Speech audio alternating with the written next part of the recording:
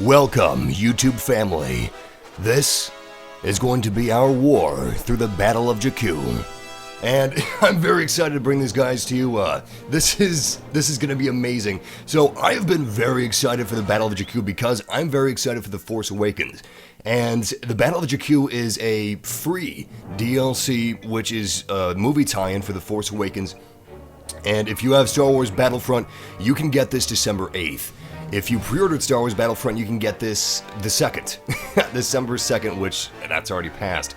And the Battle of Jakku actually gives you a new game mode and a new map for each game mode. It's called Graveyard of Giants. But that isn't the only map that the Battle of Jakku gives you. It also gives you the Gozan Badlands. So that is really awesome that they're giving us 2 free maps and a free game mode encompassing the awesome Battle of Jakku. But without further ado, let's go ahead and let's jump into Fighter Squadron, and then we're going to go into Turning Point, which is a new game mode for Battle of Jakku.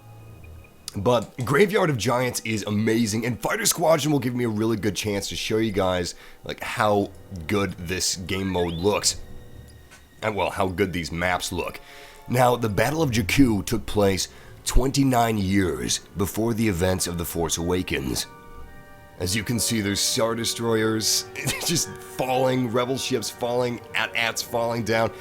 That's why it's called the Graveyard of Giants, because this is really where the Empire fell. This actually took place roughly a year after the events of the Battle of Endor between the New Republic and the Galactic Empire. And just after a year after the Battle of Endor, the Rebels discovered a hidden supply cache on the remote desert planet of Jakku. No one would have suspected that Jakku would be such an important planet for the Empire, which is why it was so crippling when the Rebels actually kind of blitzkrieged and took down this base. Look at that, there's a Super Star Destroyer in the distance. Fun fact, you can actually see a Super Star Destroyer carcass in the trailer of The Force Awakens, and it's really awesome. But once again, welcome, massive family. I'm really excited to be streaming this for you guys. If my voice sounds a little weird, I apologize. I have been very, very sick the last couple days. Awful sore throat. I pushed our Just Cause stream a little too hard when we were streaming that. I mean, we got it 2 days before it came out. I couldn't not stream it, but I was recovering from a sore throat when we streamed Just Cause, and I pushed it too hard. I shouldn't have streamed for 4 hours straight. But yeah, my throat's feeling a little better. It's not completely healed up, so it still sounds a little weird, which I apologize for, but it's still good to be back. I have been just killing myself over the fact that I missed the launch of Rainbow Six Siege. I missed the launch of Just Cause 3, and I also missed the launch of the Battle of Jakku. And oh my god, look at that! Look at that! See that? That was a Star Destroyer going down the distance. And look at the battle. There's a blockade runner over there, a Rebel transport ship behind us. There's a Star Destroyer right there, another Star Destroyer in the distance. There's just so much going on in this map, and it's really gorgeous. You see that massive spaceship up there? Yeah, I see those massive spaceships up there, man. This is an amazing, amazing map, and I haven't gotten a chance to play it too much, the new game mode that is, but from what I have played last night, it's a lot of fun, and it's pretty clever. It's similar to some game modes we've seen in Star Wars, not Star Wars, Battlefield 4. It was kind of reminiscent of Dragon's Teeth, or Dragon's Tooth. I can't remember what the expansion pack was called. I can't remember if it's Teeth or Tooth, but there was a new game mode introduced with that expansion pack for Battlefield 4, and that's kind of what the new game mode for Battle of Jakku, that's what that reminds me of, Turning Point.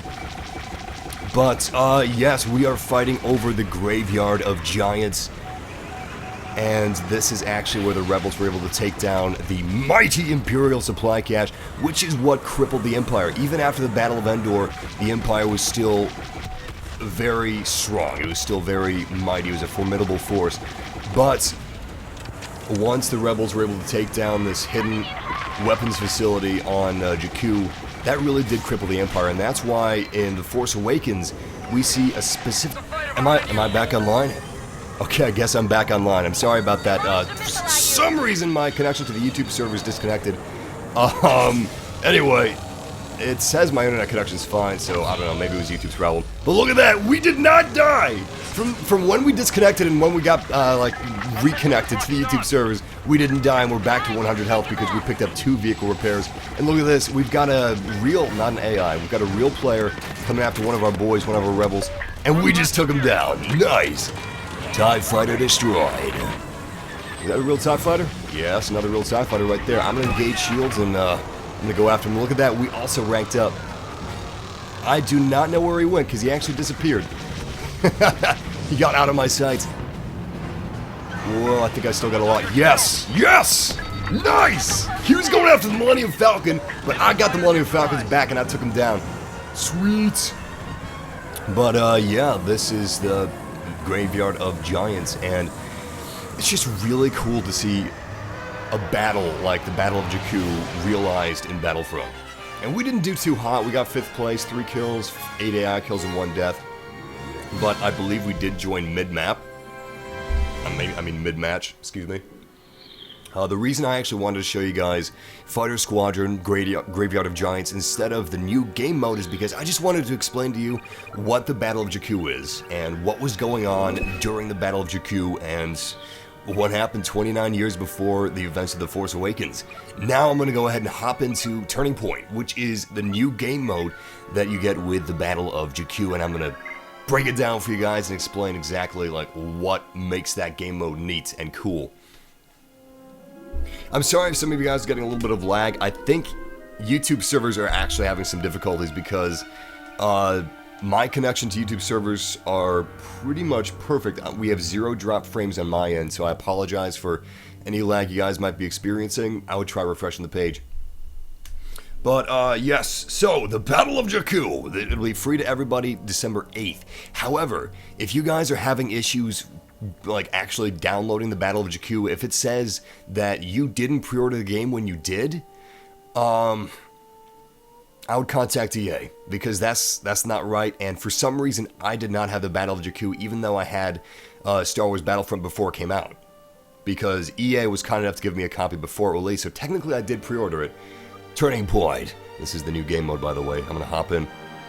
But yeah, if you guys actually don't have the Battle of Jakku and you did pre-order the game, contact EA, get that stuff straightened out, because EA is having some issues, and see if you can get it straightened out. If you can't, raise some hell, because there is no reason you guys should be stuck without this awesome DLC if you pre-ordered it, and that is some BS if they're not giving it to you. What I actually did, because EA wouldn't sort it out for me, usually their customer support is really great, but they actually failed me this time. And they were not able to fix my problem, but they did give me 2 15% off coupons. Thank you, I guess. So what I had to do is go to eBay, and if you didn't pre-order the game, and you're looking for the Battle of Jakku DLC early, go to eBay and search Battle of Jakku, PS4, Xbox One, or PC, depending what platform you're on, and you might be able to find a good price. I found Battle of Jakku for $2. Obviously no shipping, he sent it to me within like 5 minutes, and I downloaded it. So $2 really is not a bad price if you didn't pre-order it and you want to play it as soon as possible, especially with how cool this is because it is connected and tied in with the Force Awakens movie. And by the way, December 18th is coming right up. I cannot wait. I've got my tickets already. I bought them as soon as the trailer came out, and I'm going to be going to see The Force Awakens on the 18th, and I'm super pumped for it. Super pumped for it. I was lucky enough to get some mid-row seats and not aisle seats, because I don't want to see aisle seats. I want to see The Force Awakens in the middle of the screen.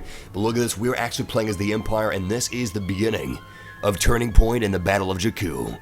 Now, the reason why this is called Turning Point is because this is a turning point in the war. This is when a lot of stuff was changing and going down.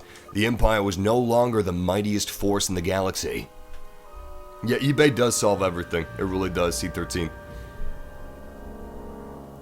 Yeah, don't worry, those of you guys that have just joined up with us, you have not missed much because we are just starting the new game mode now. Excuse me, I'm sorry about my voice sounding a little different. I'm still sick.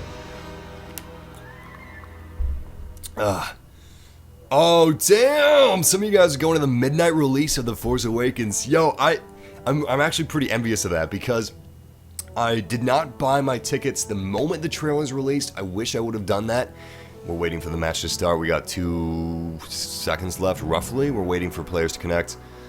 This is a recent release, so we're going to have a little bit of connection difficulties.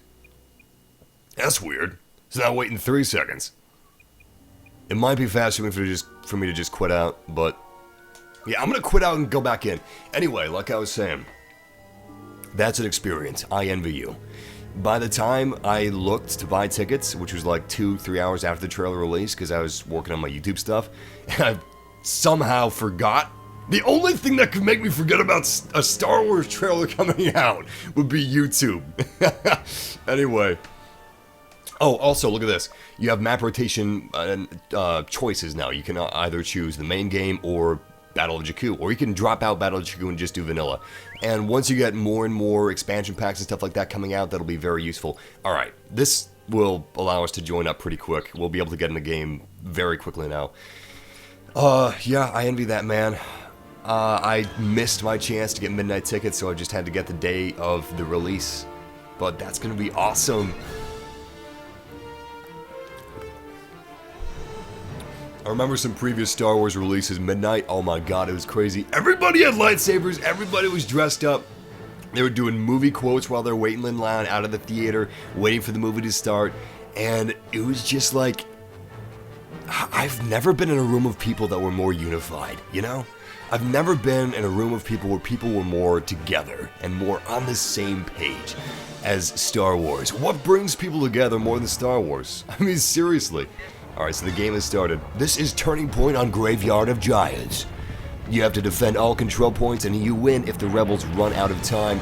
You lose if your final control point is captured. Here we go. I'm going to start on my partner, and oh my god! This is a blockade runner. Look at the size of this thing! That is immensely cool. Alright, so we are currently defending control points. It looks like this match has just started, so we are very lucky about that. Look at that. That is the Super Star Destroyer that you see in the beginning of the trailer of The Force Awakens.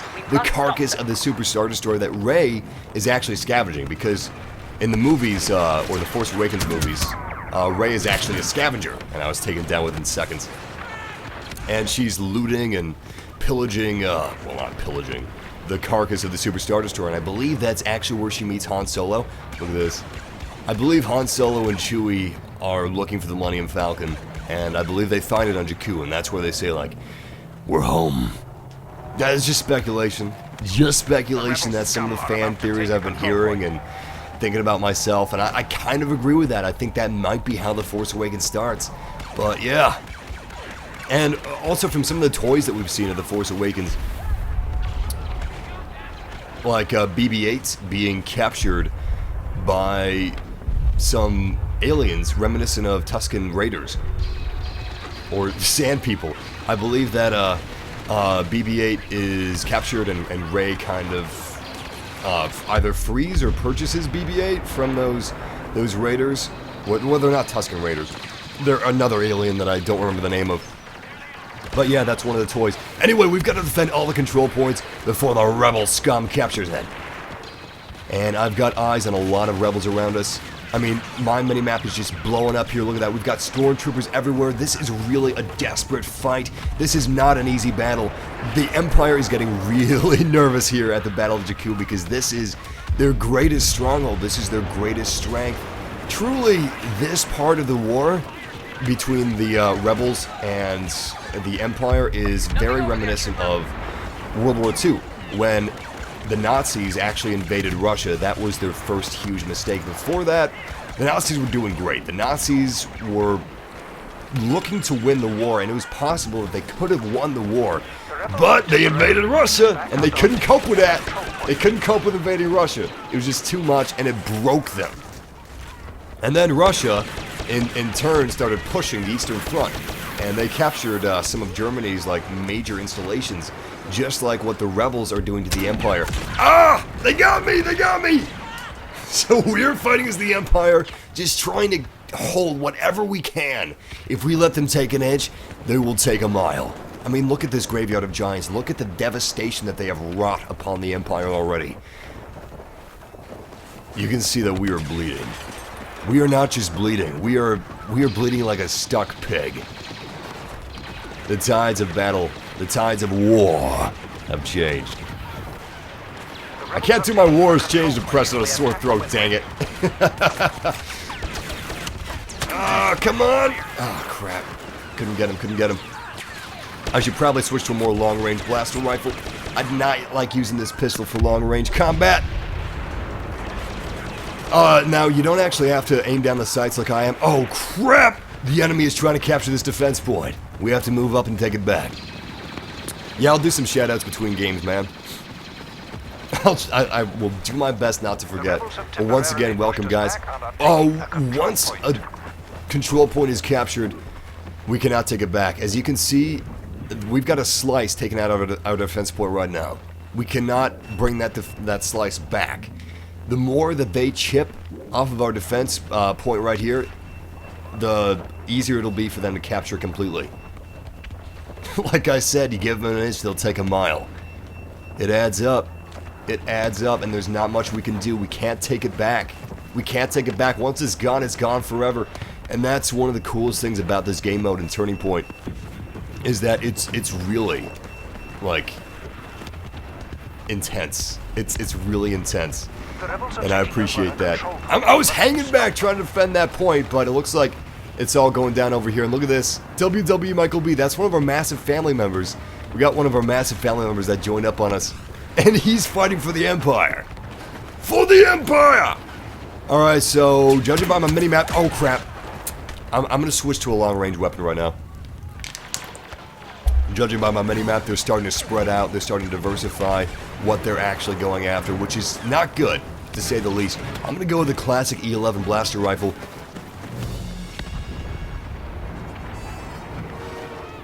Alright. Oh, I have eyes on Rebel enemies. Rebel presence is at control points 2? I don't know which control point that is. Yo, I'm trying to provide cover and fire, but it's not working. I need to move up. That's what I need to do. I need to move up. Oh, boy. Oh, boy. We're losing. Well, I mean, not really. We got 20 seconds left before we win, but we're losing that control point up there. And that's not good. That's not good at all. I'm going to toss a thermal imploder. Hopefully that does something. That's actually not a thermal imploder. That's a mine. If the rebels win this battle right here, that mine will come in handy because they will definitely trip that mine up when they're trying to move up. But that is victory for the Empire. Nice. We defended our control points. This is technically not canon.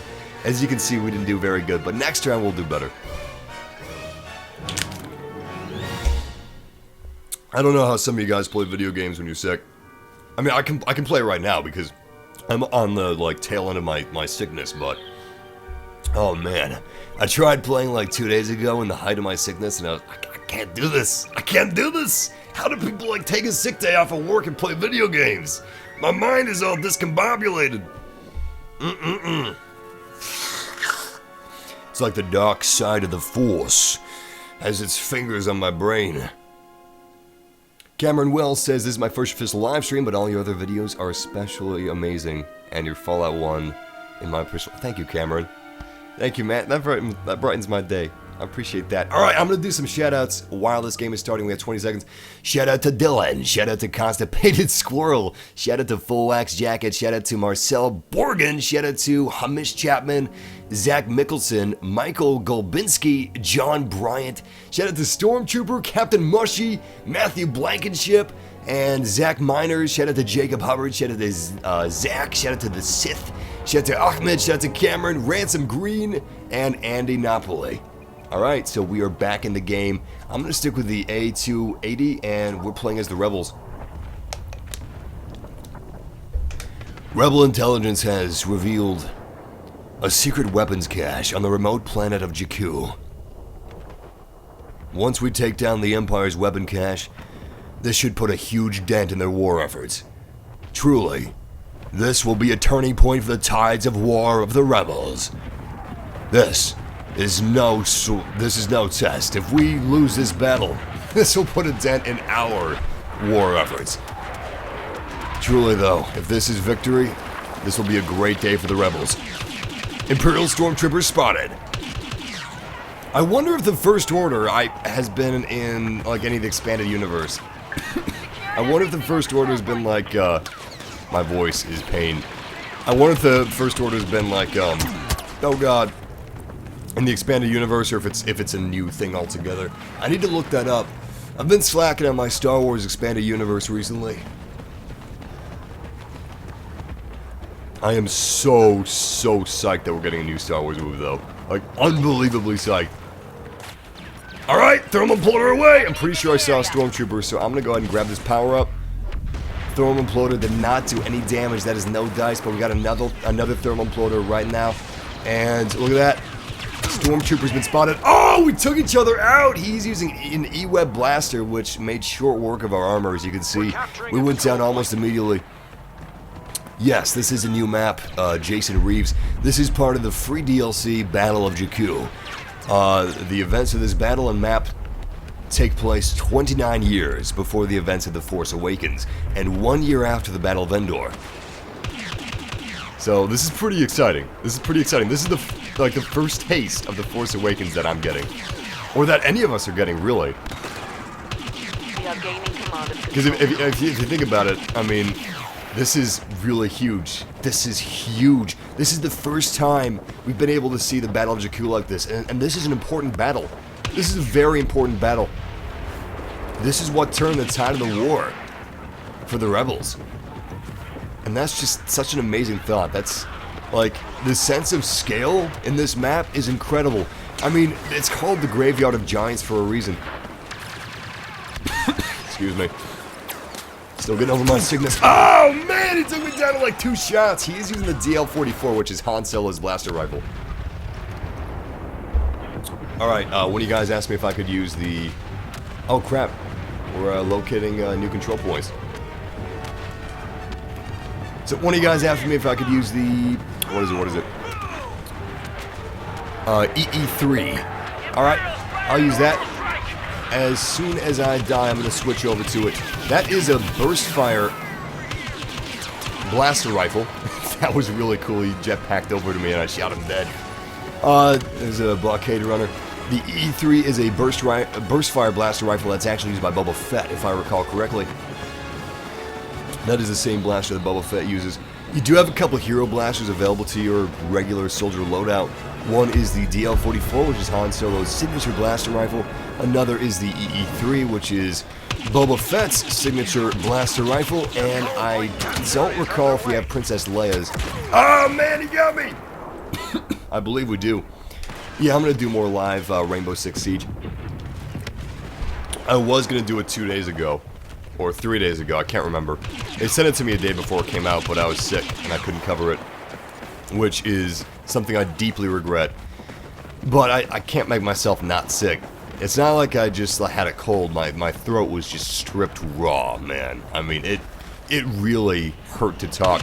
When we were doing our Just Cause 3 live stream, I was having a blast. Because I love Just Cause. I love Just Cause 2, and Just Cause 3 is just as much fun as Just Cause 2 was. But it was so painful for me to do that live stream because my throat was so raw. And I pushed it a little too hard. I should have ended that live stream an hour earlier. But, oh yeah, that made things really bad for my throat. Oh my god. It's still not completely healed, but I think I'm safe to do like a couple-hour live stream today. Hey, look at this. We got an A-Wing. Oh no! Oh my god, I was killed by a level 40 guy. Look at that. That is awesome. You do not get that skin until you're level 40, so he's been playing this game a lot. He's good. He's good. Whoever the guy was, whoever that random soldier was. Wish he was on my team, but he's not. Excuse me. Yes, there is Walker Assault on this map. There are new maps for every single game mode, by the way. This, what we're playing right now, is just a new game mode. But, like I said, there are maps for every game mode. No matter what the game mode is. Hey, we got another A-Wing. I mean, airspeeder. It's on the A-Wing.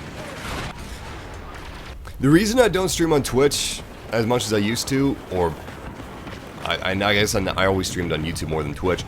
A lot of stormtroopers in the distance. The reason I don't is because, crap, less people have lag on YouTube than they do on Twitch. because YouTube can just afford more expensive servers than Twitch can. And I want to give you guys the best possible quality that I can. I'm actually streaming this at the highest bitrate that YouTube allows, so you're not going to find a higher quality live stream of Star Wars Battlefront's Battle of Jakku anywhere. You'll only find equivalent quality or lower quality. Because we are streaming at the maximum bitrate, and he came up behind me again. This drops for everyone December 8th. Alright, I need to get my head in the game here. See, I could use an excuse because I'm sick. And I'm going to be milking that excuse like crazy. I accidentally commit suicide with a grenade? Ah, it's because I'm sick. Obviously, it's because I'm sick. Conveniently, though, I will blame my wins on my skills and not on luck. Very convenient, huh? Excuses, excuses. Oh, man. Oh, that actually reminds me what... Oh, God. Back when multiplayer wasn't as big, like online multiplayer, and couch co-op was all the rage, like in the PS2 days, Xbox original, me and my friends played Battlefront all the time, and oh my god, every once in a while, like, we were usually pretty fair to each other, right? But every once in a while, we'd come up with some kind of lame excuse. Like, oh, yo, man, I forgot to wipe my fingers off, and the buttons were all slippery because of, like, what I ate earlier. But, yo, if my buttons were slippery, you would have been schooled, man! Or maybe, like, yo, you had General Grievous, that's not fair, he's got, like, 4 lightsabers, come on. Obviously, you're gonna win.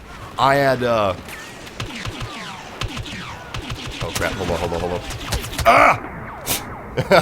Oh, God, I knew that was gonna happen.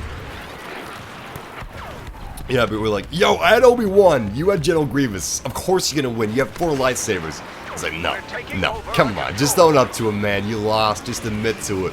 I'm guilty of that, everybody's guilty of that. Anyway, we're doing pretty good, as you can see, we have 2 more control points to capture before we're at the final stages. I'm gonna go ahead and, I was gonna run up and toss a thermal imploder, but I got knocked out by a mine. Let's see if I can choose another hand. Let's go with this hand. This is the second hand that I have set for me, and this is actually my designated rebel hand. For the reason being is because it's got an ion torpedo, and obviously an ion torpedo is not going to be very useful to you unless you're a rebel, because the rebels don't have a lot of ground vehicles. In fact, I don't believe they have any ground vehicles. I don't even remember seeing a ground. Oh my God, chicken head! Look at that! That's so adorable. I don't even remember seeing a rebel ground vehicle in the movies. Aside from maybe like a skiff. That's it. That's it. But, the Empire, they got the AT-ST, you know? They got the AT-ST, nice lucky kill. They got the AT-AT, so ion torpedoes are like the bomb if you're fighting for the rebels. I mean, they are like super, super useful. Oh, that was a mistake. See, I thought I had a grenade, but since I switched my card deck, I did not have a grenade, so I just completely messed that up. What I was going to do, I was going to jetpack over to him, and I was going to toss a grenade in the middle of those 2 soldiers, and I was going to get a double kill. Did not happen. Oh, crap. We got 1 final control point, guys. This is the final push on the Empire's secret base on Jakku. Once we take this base, the Empire will be close to falling. And holy crap, I don't have a grenade. What was I thinking? Oh my god. Oh my god. Did you see that final control point? You know what? I'm going to switch hands back to my impact grenade. Because I'm not seeing a whole lot of AT-STs, but I'm seeing a whole lot of soldiers, man. We gotta be careful not to overheat our blaster, because we're gonna regret that. You want to make sure to not overheat your blaster at any point in time, especially if you're playing a fighter squadron, because overheating your blaster will kill you. Not only will it prevent you from nice impact grenade toss. You got a double kill from that. Not only will it prevent you from killing or finishing off a target that you're close to finishing off, but it'll also kill you. So, yeah, conserving blaster fire saves lives. Keep that in mind. Oh god! Why did I throw away my ion torpedo? No! When are you playing Fallout Massive? Hopefully tomorrow. If I don't make my voice worse by streaming today, I'm going to be streaming Fallout 4 tomorrow. maybe some Rainbow Six too tomorrow. But I'm not going to be doing a 6-hour live stream today because I don't want to make myself sicker. That's just stupid, you know. I did it when we streamed Just Cause 3. I made myself a hell of a lot sicker, and I shouldn't have done that. And I wish I didn't do that because it just meant that I couldn't stream for days after that. How long is the battle? Oh man, this can last like 15-20 minutes. This game mode. It can last 5 minutes though. It all depends. In fact, we played the match just before this one lasted like 5 minutes. Oh yes! Yo, I don't even care that I'm dead. I'm not even mad because I got that kill that I worked hard for. Oh, that's right. I'm sorry. I meant to switch to EE3. I'm sorry about that. I got sidetracked. Alright, here we go. Yo, I really need to buy the Ion Blaster's charge card because I could take down that... You know what? Oh, someone already grabbed it. I could take down that chicken walker if I had that card. Anyway, we have not touched this control point yet, and that's bad because they could still win. See, the rebels are basically blitzkrieging. And if you guys don't know what blitzkrieging is, that's basically like creating a spearhead and pushing as hard as you can, as fast as you can, relentlessly, an endless, relentless push until you finally crack the defenses and are, like, emerging victorious. Oh, come on, baby, come on. Oh, double kill. Sweet. I'm gonna grab a cough drop, if you guys don't mind. Hold on. You know, I'll grab it when I die next time. Never mind. Oh my god, I can't believe we're playing this map. Yo, I have watched the Battle of Jakku teaser trailer so many times. Because the teaser trailer was like 25, 30 seconds maximum of amazing footage of a Star Destroyer falling and the ATA things. It was just magical. I watched that almost as many times as I watched the Force Awakens teaser trailer. Almost. Well, no, okay. Probably about half as many times, but that's still a lot. Oh, yes! Yes, I killed him! I mean, I died right afterward, but I still got him. If this sounds a little out of sync for you guys, that's just YouTube, like, messing up the feed that I'm giving them. It shouldn't be out of sync, like, on the final video. What I would do is refresh the page and see if it fixes that. It's just sometimes YouTube's not able to, like, read what is being sent to them correctly, because it's live, you know? And it's really complicated stuff. Yo, this EE-3 blaster is pretty sweet, I gotta admit. It's a little difficult to use sometimes, because, I mean, if you're firing at somebody straight on, you're gonna hit, like, 3 blaster fire on him. And that's gonna do some awesome damage. But obviously, like, if you miss, like some of the burst fire, blaster fire, it's not gonna be as effective. So, as long as you're good with leading your targets, this is an amazing rifle. Like, seriously, this is really badass. Oh, damn! Oh, I knew that was gonna happen. I was trying to go for a headshot, but I just missed him. Where's the cheapest place to get Battlefront? eBay. eBay is almost always the cheapest place to get anything, man. However, Black Friday had some really good deals. I can understand why, this isn't worth $60 for everybody. It's worth $60 for me. It's worth $60 for a lot of people. But I can definitely see where it's not worth it, $60 for everybody. I mean, different strokes for different folks. Like, obviously, everybody, like, likes different things. That's just how the world is. So, I would maybe wait until it gets a little closer to Christmas and see if the price drops a little bit. And I would also, what I would do is I would create a custom search in eBay, okay? And in that custom eBay search, I would refine it to, like, only email you when the price drops below, let's say, $40. Between $30 and $40, eBay will send you an email, and then you can go ahead and buy it. Because a lot of times you can nab a game that just came out for like $30. about half price if you buy it used on eBay. And eBay's pretty safe. Like, if there's anything wrong with it, they're gonna support you, alright? They're not gonna leave you hanging, so don't worry about that, alright? eBay's good. eBay's good. I can personally test for eBay because I use it a lot. And I actually haven't been scammed once, but they do support you really well, kind of like Amazon.com does. What's my favorite Empire vehicle? Chicken Walker. yeah, Chicken Walker. Maybe the AT-AT? No, Chicken Walker, actually. I do love the AT-AT, though. AT-AT is pretty beast. But that is the fate. We were destroyed at the final objective. We got 6th place out of 20. We got 22 kills, 21 deaths, and a score of 3.6 thousand. But the problem is, we didn't push the objective enough. We got a positive KD, we got a high kill ratio, even though we got a low KD ratio, technically. Still positive.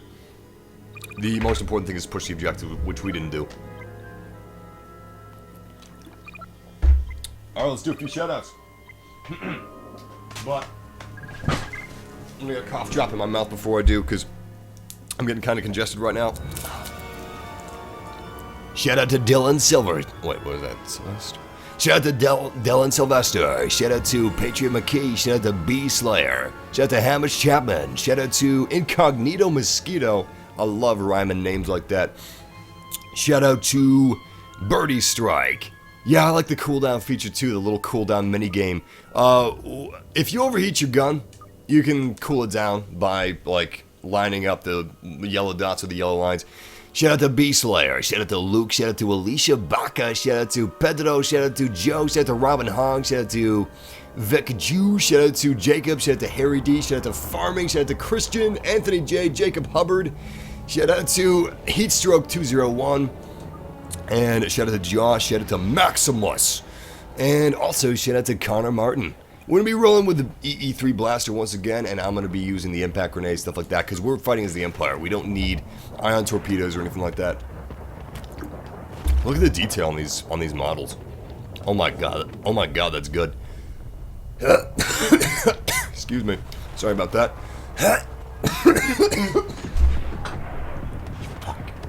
Excuse me. Pardon my French. Didn't mean to say frack. Because that's totally what I said. Frack. I said frack. Anyway. Look at that fallen AT-AT. This is the map Battle of Giants. In the free Star Wars DLC. The Battle of Jakku. Now, it is free to everyone, but... Oh, crap! Oh, orbital strike! Orbital strike! I almost got eaten up by those lasers. You see that? That was crazy. Although this DLC is free, it will not be available for everyone until December 8th. So if you want to play it now, you had to have pre-ordered the game. Or you can go on eBay and look around for a cheap code. I found a PS4 code for Battle of Jakku for about $2.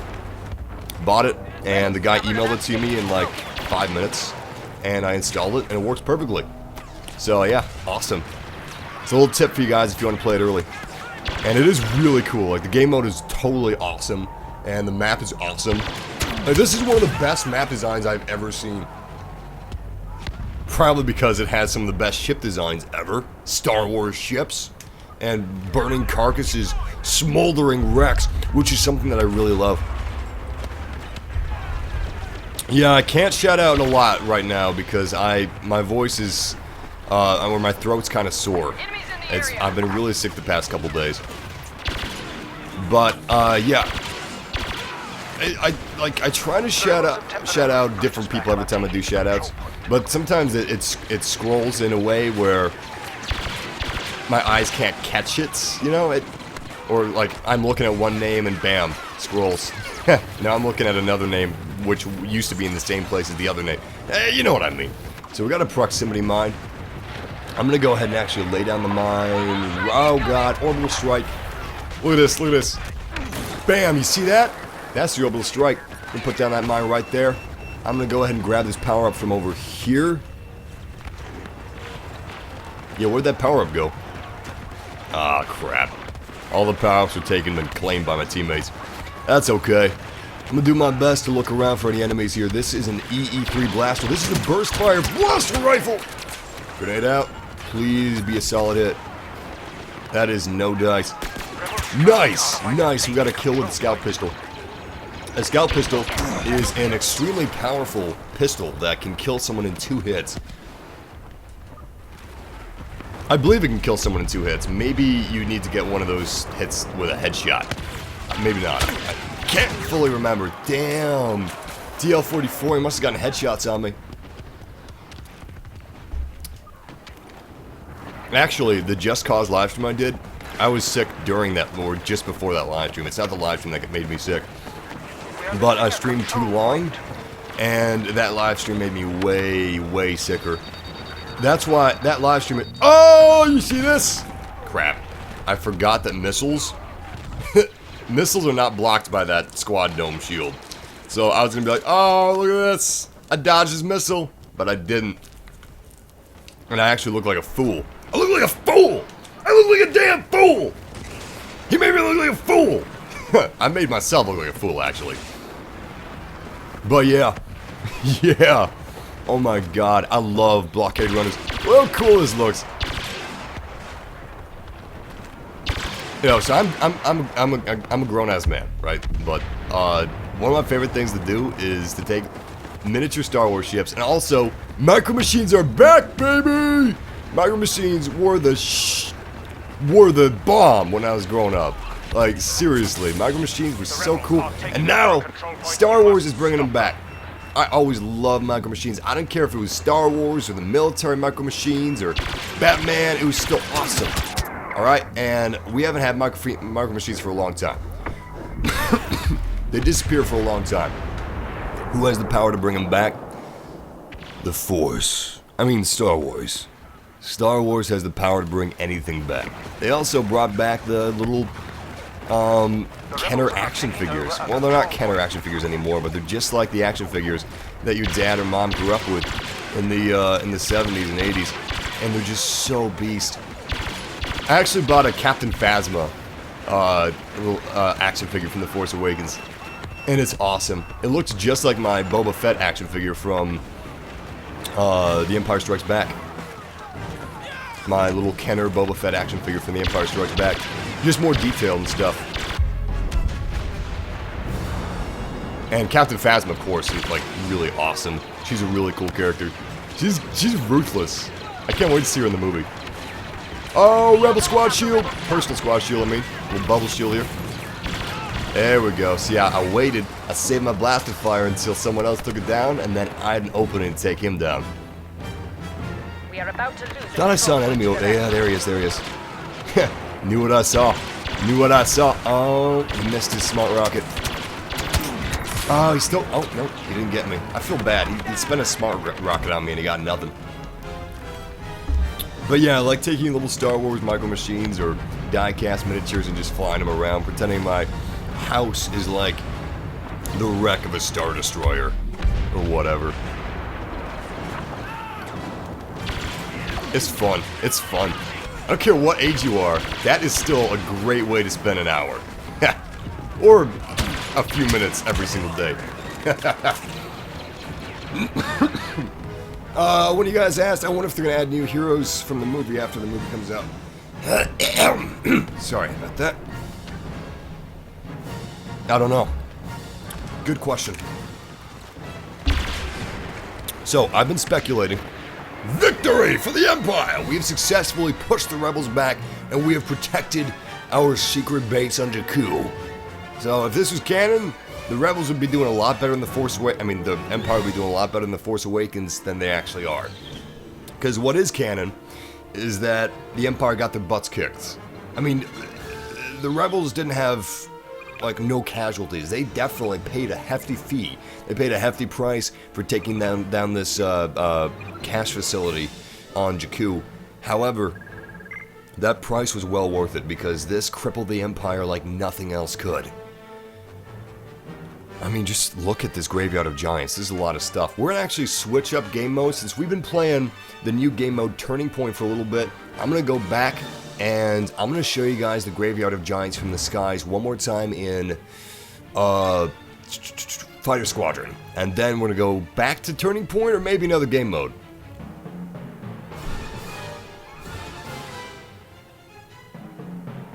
Oh, right. So, I almost forgot. One of you guys brought up a really good question is, after the Force Awakens comes out, are we going to have Force Awakens heroes, or First Order Stormtroopers, or New Rebellion Rebels? Are we going to have that? Are we going to have a Poe Dameron hero to play as, or Kylo Ren, or... Oh, Captain Phasma! I want to play as Captain Phasma! Anyway, yeah, I hope that happens. I don't know if it is. But the thing is, it totally could. It totally could, right? Because on Hoth, you got snowtroopers. You don't have snowtroopers on the Graveyard of Giants, obviously. So why couldn't we have some Force Awakens maps with some First Order Stormtroopers, you know? And Captain Phasma, and Kylo Ren, and Poe Dameron. Why can't we have that? And some Rey! We can have some Rey! Yo, that'd be so beast. And maybe Finn, too. Man, I can't wait to see Finn in the movie, because it seems like he's going to have a really, really cool part. When I saw him... excuse me.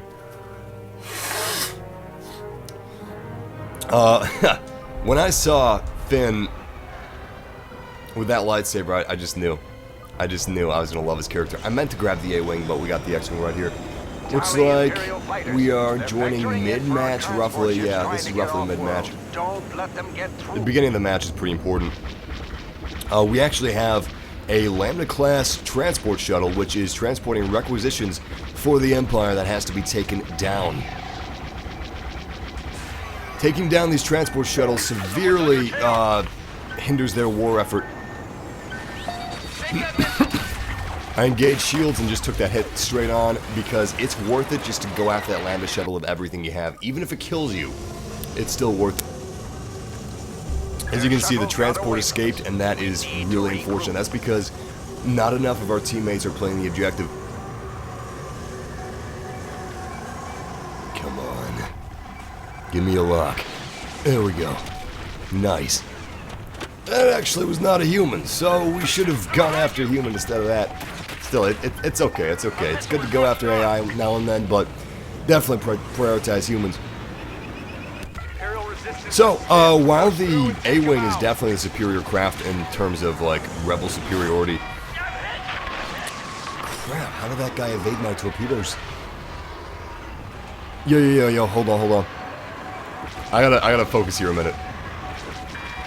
It's been a few days since I've played Fighter Squadron, and I've kind of lost my touch. I think that they've actually released a patch that changed balancing a little bit, which is okay with me.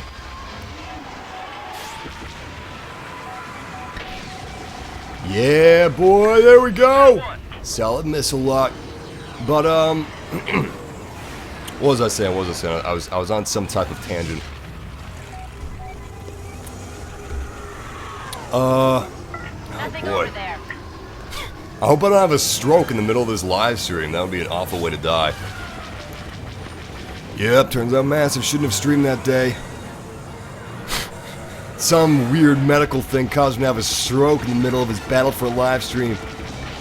Yeah, that caused him to get last place in his Fighter Squadron match. What a doofus. Come on. We just lost a GR-75. Nice! Anyway, so my idea is, even though I believe the TIE Interceptor is a little better than the regular TIE Fighter if you're fighting as the Empire, there are no AI TIE Interceptors. So if somebody is like flying around and they see you in a TIE Interceptor, they know like that. Hey, that guy's real. He's not AI, and they're gonna target you. They're gonna go after you. But if you're fighting as a TIE, it's very easy to get lost in the crowd of AI. Look at that. Bam. I know that's... Well, obviously I know that's a human because of his name, but I knew that was a human just because of his silhouette.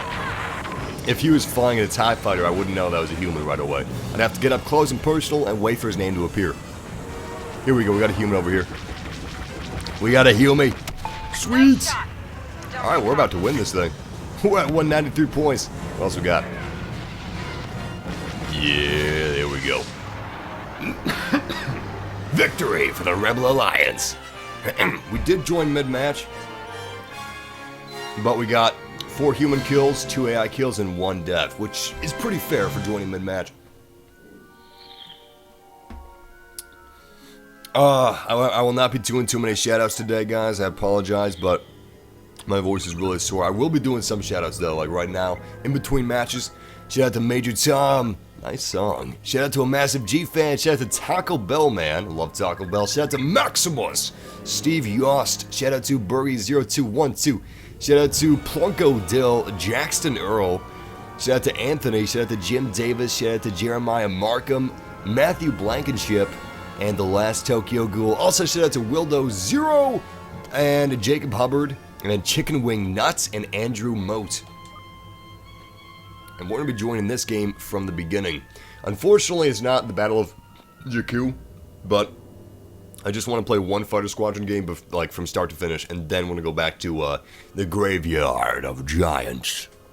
Actually, we're going to be looking at the second map, which is not the Graveyard of Giants. It's actually something, something, something. I can't remember what the name is. It's very Star Warsy, though. Let's go with the TIE Fighter, because I want to be hidden. So, you guys know what I like to do at the beginning of a match of Fighter Squadron. What I like to do is kind of just fool around, just dicker around.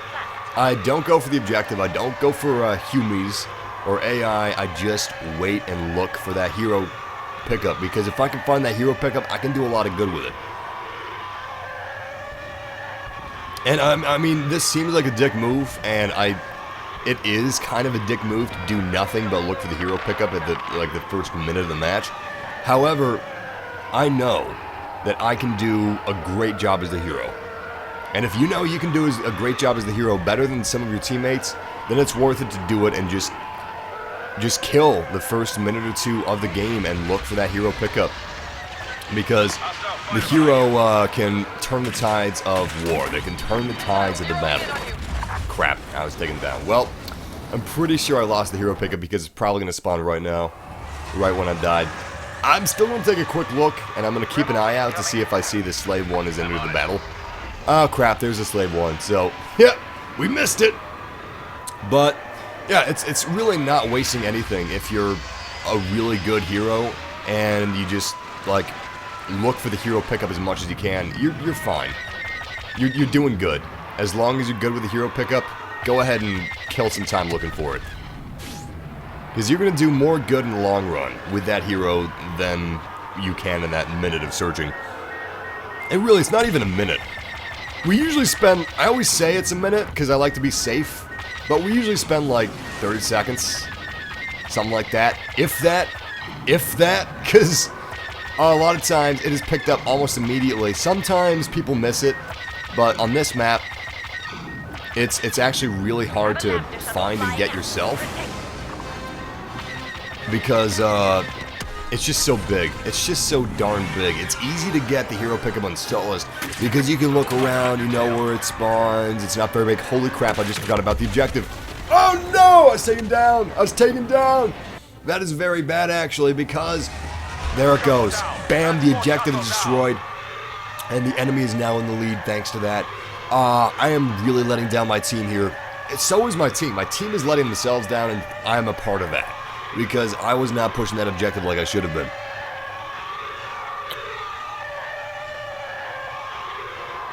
I mean, I don't agree if someone does know how to use a hero that they shouldn't pick up the hero, because how are you going to learn? Oh! How did this Slave 1 die so fast? Yo, seriously, they must have crashed. Slave 1, entering the battlefield. Oh my god. Do you think we're gonna see a Boba Fett cameo in the Force Awakens? Do you think he lived somehow? Do you think he lived somehow? I don't know. Maybe he did in the expanded universe. Yo, I gotta start working because we are the hero. We cannot waste any time as the hero. Alright, so, obviously, taking down craft, that is very important. But the most important thing as the hero is playing the objective. Doesn't matter if you die trying to take down that transporter, you take down that transporter as much as you can. You take it down. You take it down. You take it, and you rip it apart. Because that's your job as the hero. Your job as the hero is to be a hero. Alright? So you gotta own up to it. You can't do the fun stuff. You can't just kill people. You gotta work. You see, being the hero isn't just being a part of the Empire or being a part of the Rebels. Being a hero means you gotta make sacrifices. You're doing something greater. You're doing something that you can't expect your fellow teammates to do. And that means PTFO. Played a fracking objective. Oh, that was close. You see that? I almost blew myself up, but I skimmed it, and I blew the rebel ship up instead. Nice. All right. Now that the PTFO stage is over, we're going to try to take down as many enemy pilots as we can. I'm going to try to stick with real pilots, because that will really help us to keep our teammates alive. I'm going to activate our jammer. So, one of the reasons why the Slave 1 is just so damn effective and powerful is because it's got a radar jammer. Not only does it have a radar jammer, but it also has 2 missiles. Now, compare this... Okay, compare this to the Millennium Falcon, which is really fast and maneuverable, but only has a boost and shields and 1 torpedo. That's not... I mean, that's good. But in my humble opinion, that is not as effective as having 2 missiles and a radar jammer.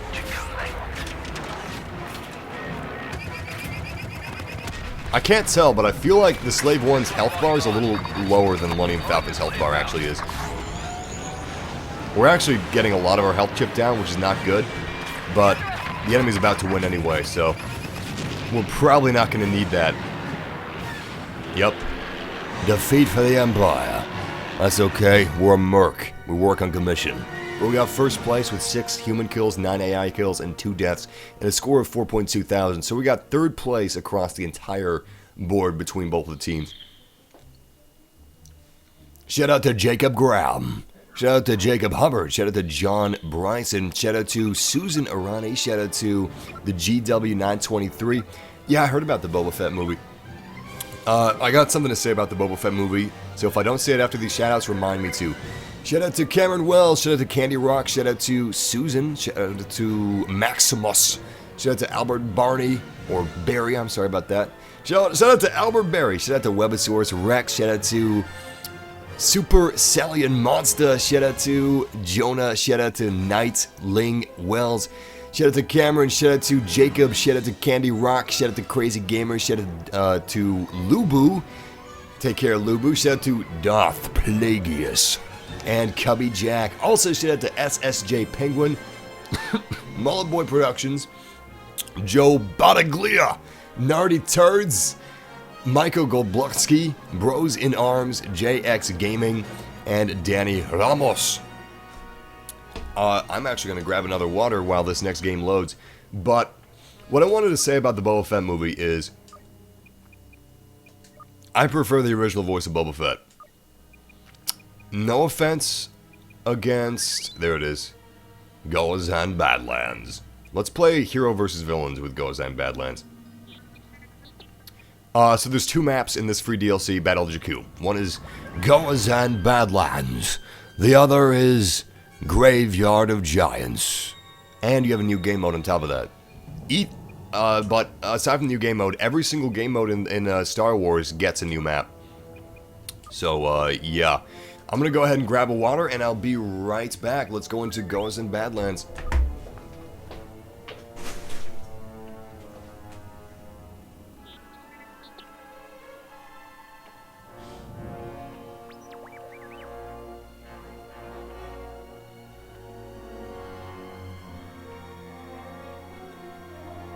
And I'm back. And we found a game. Oh, wow. That's not a lot of people in this game. Well, let's back out and find another game. Maybe Gozan Badlands is the Walker... No, it's not the Walker Assault one. Let's go with Hero Hunt. There we go. Gozan Badlands is the compact version of Graveyard of Giants. So, you're going to have to go to smaller game modes to find that. If you go to Supremacy, if you go to Walker Assault, that's going to be Graveyard of Giants. I think the reason you got 3 shoutouts so far, Maximus, you got an orange avatar and my eye just like zoop, zoop, Because, like, I don't know, orange stands out really well against white. It's like one of those science eye things. One player becomes the hero and takes on a squad of enemies. The player who defeats the hero becomes the next hero. Whoever defeats the most enemies will win. Okay. I remember this game mode very well. It's actually a lot of fun. I have not seen this map before. I've not seen Goas in Badlands, so I'm very excited to check this out with you guys. I'm gonna go with what we got. I'm gonna stick with that.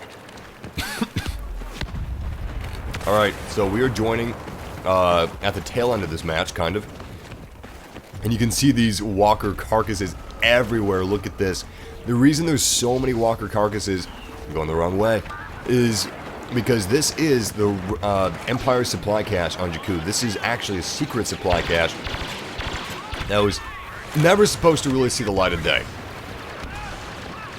And definitely not by the rebels. No, sir. Ah, crap. I am not the next hero. But, yeah, the rebels found it, thanks to some intelligence that they got. And they just absolutely devastated the Empire, because the Empire was not prepared for this. I actually kind of feel bad for the Empire in a way. I know they blew up a whole planet, but still, they lost so much so quickly.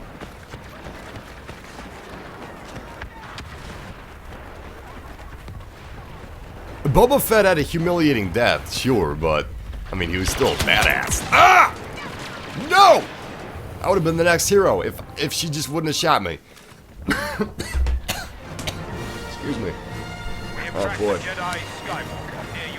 We have to hunt down Luke Skywalker. By the way, guys, little fact here. I don't know why this is completely unrelated to Star Wars, video games, or anything else. But cold water's not good for you. If you think about it, where would you find cold water? Like, think about humans throughout history. Did they drink cold water? No. No, humans weren't engineered to drink cold water. They were made to drink, like, lukewarm water or some crap. Damn, I knew that was gonna happen. But yeah, they're made to drink, like, warm water, or lukewarm water. Tepid water, I guess. Cold water is a shock to your system. I mean, it's refreshing. Yeah, I like it, but you should usually have warm water. I don't have any warm water on me, because all the waters happen to be in a little mini fridge. Hey, got a smart rocket! Ah! Ah! At least I wounded him. Probably should have saved it, though. We are using our, what is this, EE3 blaster, which is actually the blaster that Boba Fett uses. And it's a great burst fire blaster, too. Super effective. I do not know if I'm going to be able to take this guy down. I don't think I'm going to be able to take this guy down. Yo, hero hunt is really difficult. Actually, it really is. Oh, damn. Oh, damn. Yeah, I didn't get that kill. You gotta get the last hit, and that's really difficult to do. Hey, we're back to Han Solo.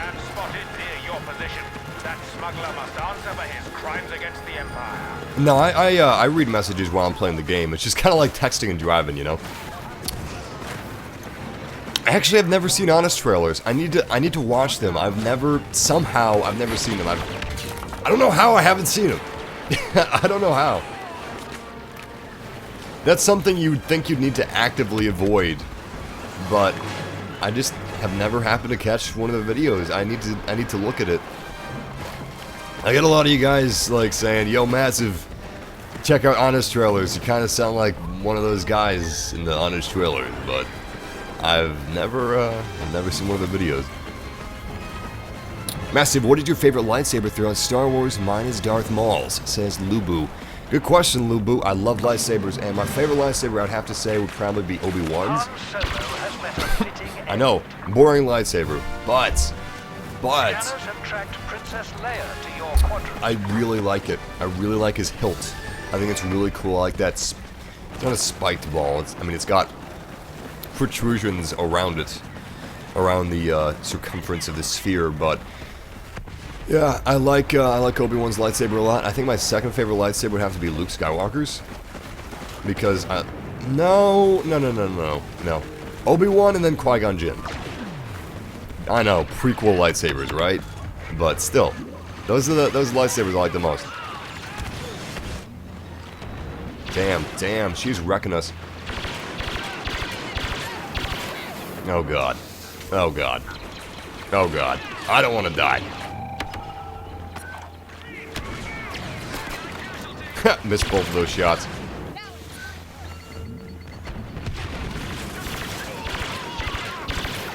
See, you've got like a struggle. Okay, you've got, do I try to stay alive or do I try to go for that last shot? Yes! Finally! The rebel princess won't be causing any more. Oh no, who am I gonna play as? Please be Han Solo, please. Ah! Well, I like Luke. Luke's cool. I like Mark Hamill a lot too. Seems like, you know what's awesome? You know what's awesome? That Mark Hamill's a good guy. In real life. I mean, he's Luke Skywalker. He could be the biggest prick if he wanted to. A lot of people would let that go to their heads. But no, not Mark Hamill. He seems like a really down-to-earth person. He loves what he does. He loves his craft. He never thought that Star Wars was stupid. It always breaks my heart when I hear that some Star Wars actors thought Star Wars was stupid. Are you kidding me? Star Wars is magical. Do you know how many people have been inspired by this awesome movie series? I can understand not liking something, but calling it stupid? That's just cruel, man. Don't do that. That's disrespectful to people that like it. I can understand if it was something like Keeping Up with the Kardashians, which is actually toxic. But Star Wars is not toxic. If anything, Star Wars encourages goodness.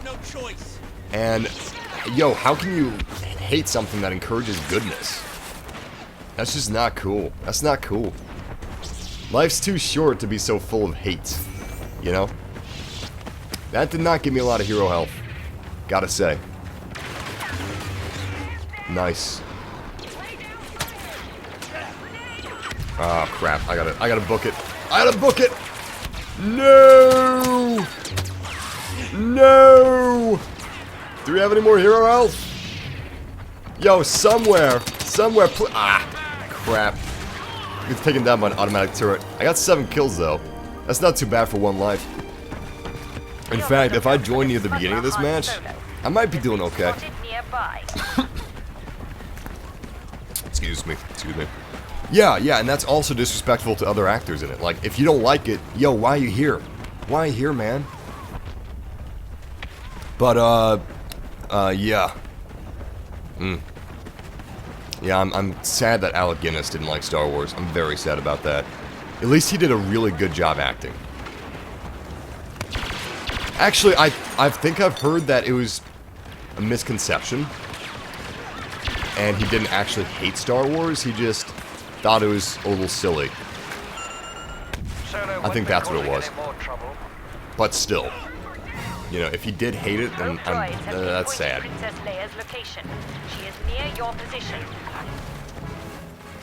My favorite Star Wars movie is Empire Strikes Back, but Revenge of the Sith is definitely the best of the prequels in my opinion, so good taste, good taste. I actually enjoy Revenge of the Sith a lot. I love General Grievous, and that, like, opening shot, that one sequence, opening shot with no cuts of the starships is really great. Ugh. But, yeah, I would have to say my... Why did I do that? My favorite is The Empire Strikes Back. I am so lucky that I didn't die. So lucky I didn't die. I'm gonna let them go die. It's too dangerous. You can't kill her. Oh god! Oh god! One person can't kill her. Can't be done. Now, yeah, defeat. Crap. Crap, I knew that was gonna happen. Well, we didn't do too bad. I had 1 hero life, and I got 7 kills. And 6 deaths. We joined in the middle of the match. Let's go. Wow. Not bad. Not bad. He got to be the hero 4 times.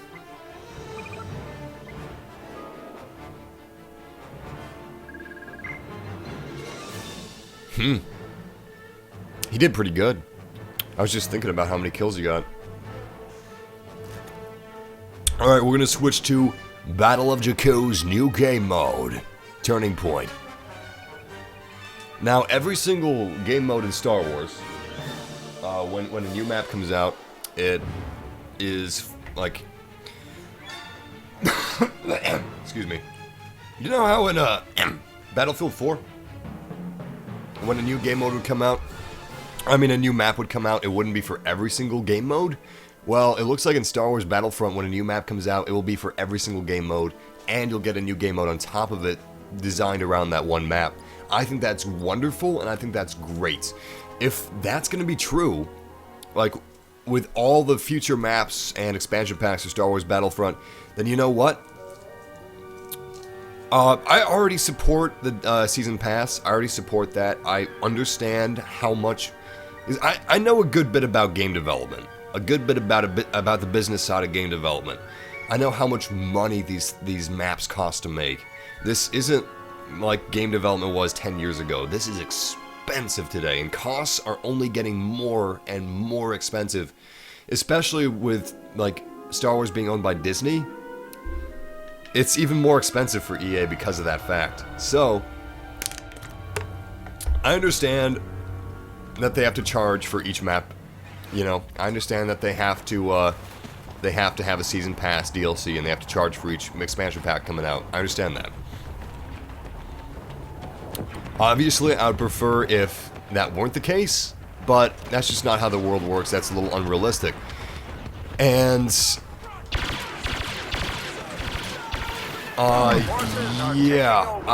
if every single map works with every single game mode, then, you know, I feel even, it makes even more sense to me, is what I'm trying to say. Like, it already makes sense to me that we have to pay for all the expansion packs because of how much money it costs to make these things, and the fact that Disney's involved. You know, Disney.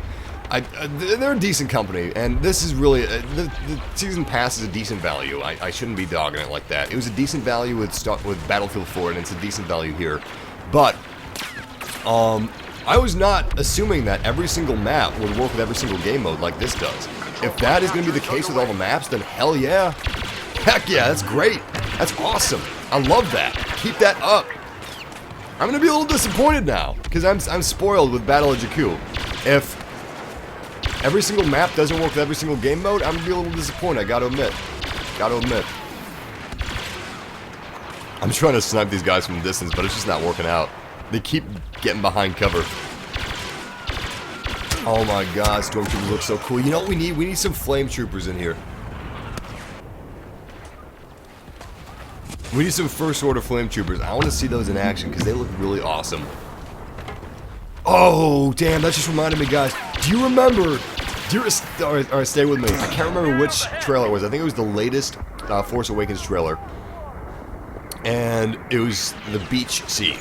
They were storming the beaches, and stormtroopers were just being blown up left and right. But somebody's coming at a stormtrooper with a lightsaber, and then the stormtrooper takes out this baton that is able to deflect the lightsaber, and that was just awesome. Like, the First Order is supposed to be elite stormtroopers, and it would make sense that a few of them would have means to dispatch of Jedi, or at least defend themselves from Jedi. And I believe that Captain Phasma's armor is actually, like, lightsaber proof. There's a very... Oh crap, you hear that?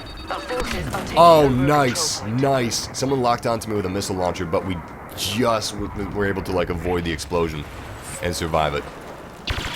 But yeah, this is the Battle of Jakku. We were playing as the Rebels, and, in the Battle of Jakku, the Rebels have found intelligence that have led them to the remote planet of Jakku, the remote desert planet of Jakku, and that there is an Imperial base on that planet.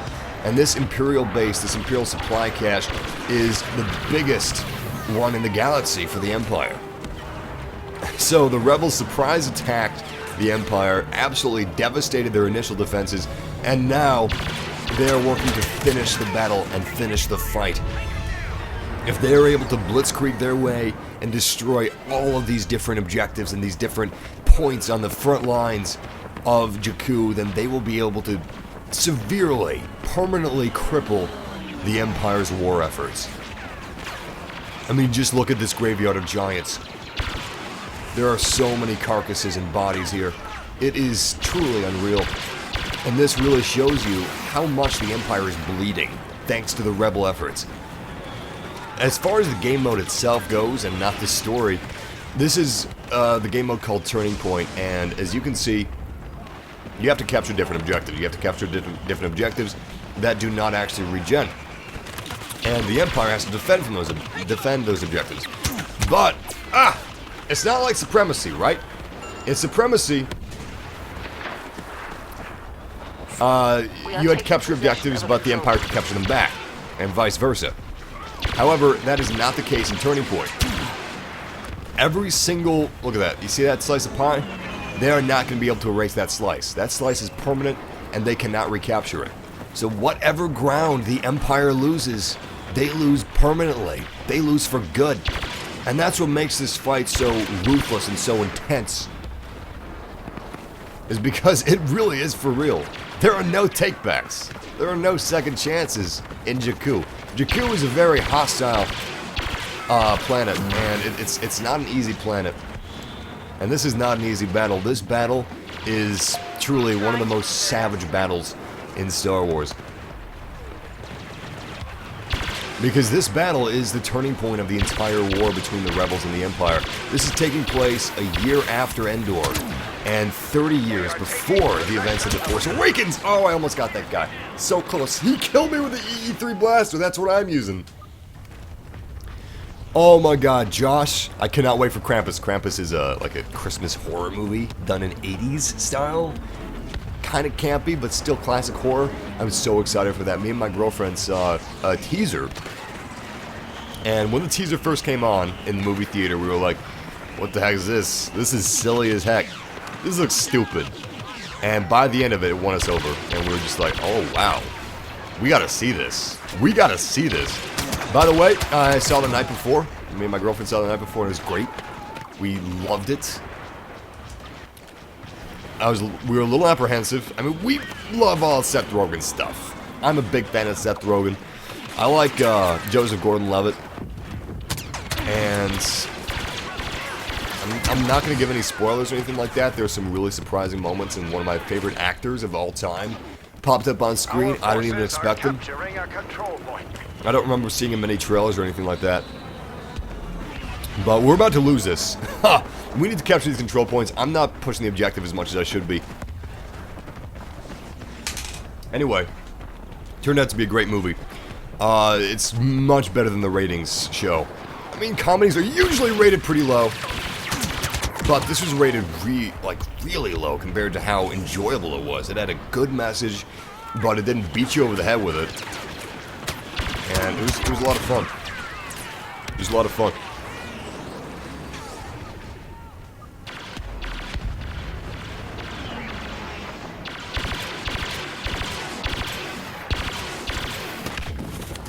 You know what? I think I'm going to switch cards. We have a minute 34 seconds. We need speed.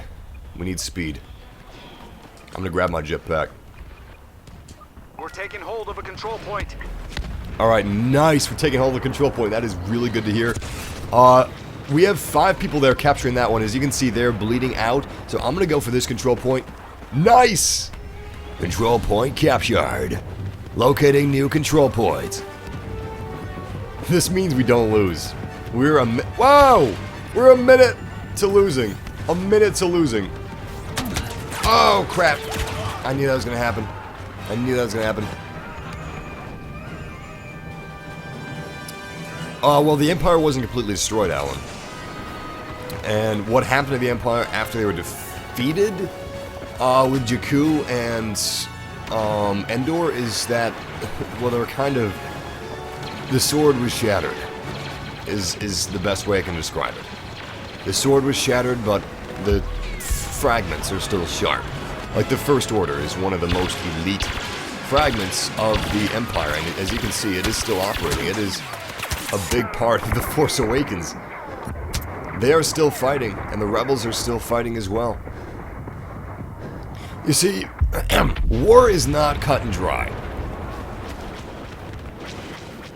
Not only, I mean, there's so many facets to war. Many times, it's not a battle between good versus evil. Many times it's between one good and another type of good.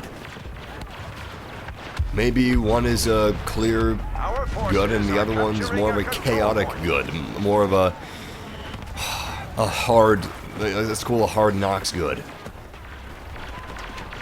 Rarely is there just a good and an evil fighting each other in war. Let me see if I can grab this airspeeder. Damn, I was too late. I had a smart rocket, otherwise I would have nabbed it thanks to my jetpack. And also, rarely is someone just outright defeated after a big battle, which happens in so many movies and so many video games, but not Star Wars. No. Both sides, in a way, are reduced to guerrilla warfare because of the tolls of war that it has cost both sides, and that is so cool. It is so awesome. I really respect Star Wars for that. It's smart. Star Wars is smart. A lot of people forget about that, but Star Wars doesn't just have a lot of heart to it, and it's not just cool, but it's smart as well. It's got some brains. It's got some brains. It can be as shallow or as deep as you want it to be. It's wonderfully scalable. You can go into the Force Awakens, like maybe you're 11 years old, will love it, and you can love it. You can go into it if you're 50 years old and just analyze it and have a blast. We're taking a control point. Yeah, exactly. Good is in the eye of the beholder. A lot of times, a war could be fought between two forces of good, but they're fighting for, they're fighting for their own people. They're fighting for the good of each of their countries, whatever that might be. The good of one country might not be good for another country, or faction, or planets, or, alien race, something like that. Like, all those alien movies where the aliens are invading Earth, they're good. I mean, they're evil to us, but it's for a good cause for themselves. It's just bad for us, Stuff like that. That's what I love so much. It's so much fun. And it doesn't trivialize war. Crap. It doesn't trivialize war when you look at it that way. Not only that, but I also like it when they don't really paint the stormtroopers as evil. They kind of painted them as they're just doing their job, which they are. They're just doing their job. Most of the people that fought with the Nazis, they weren't evil. They were just doing their job. They didn't really have a choice. They have to put food on the table. They can't just stand up and say, hey, I'm not going to fight for you. Because they've got families, they've got people to worry about.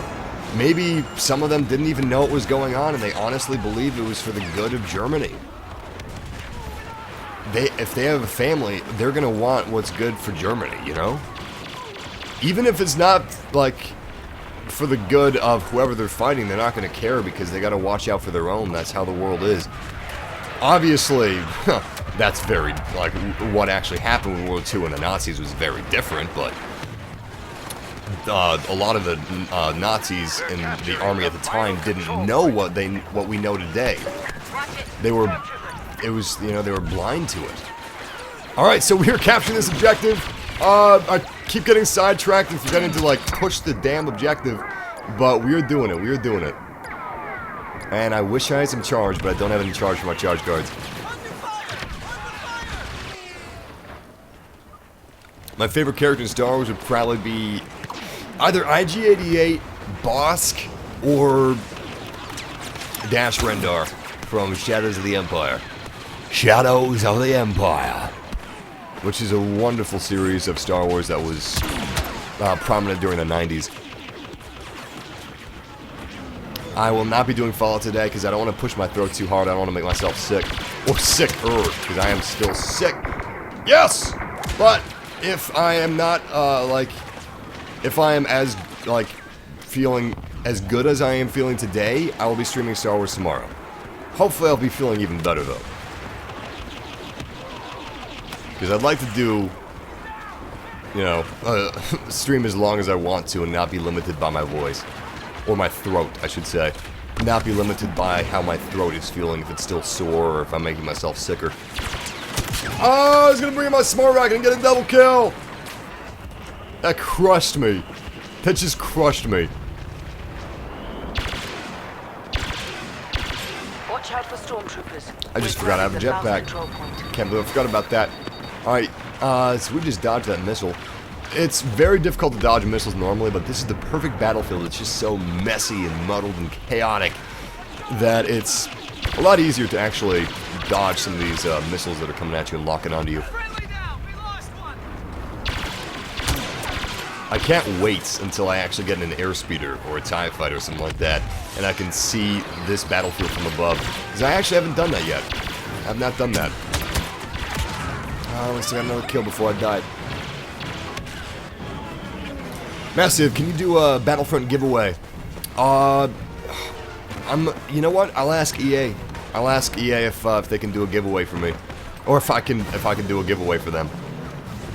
They probably don't want to do a giveaway this early, but maybe I'll ask them. I'll ask them. Is almost under our command. I mean, it'd be awesome if we could. So there's no harm in asking. Ah, a lot of enemies out there. They've let me do a giveaway before, so I don't see why they wouldn't let me do it again.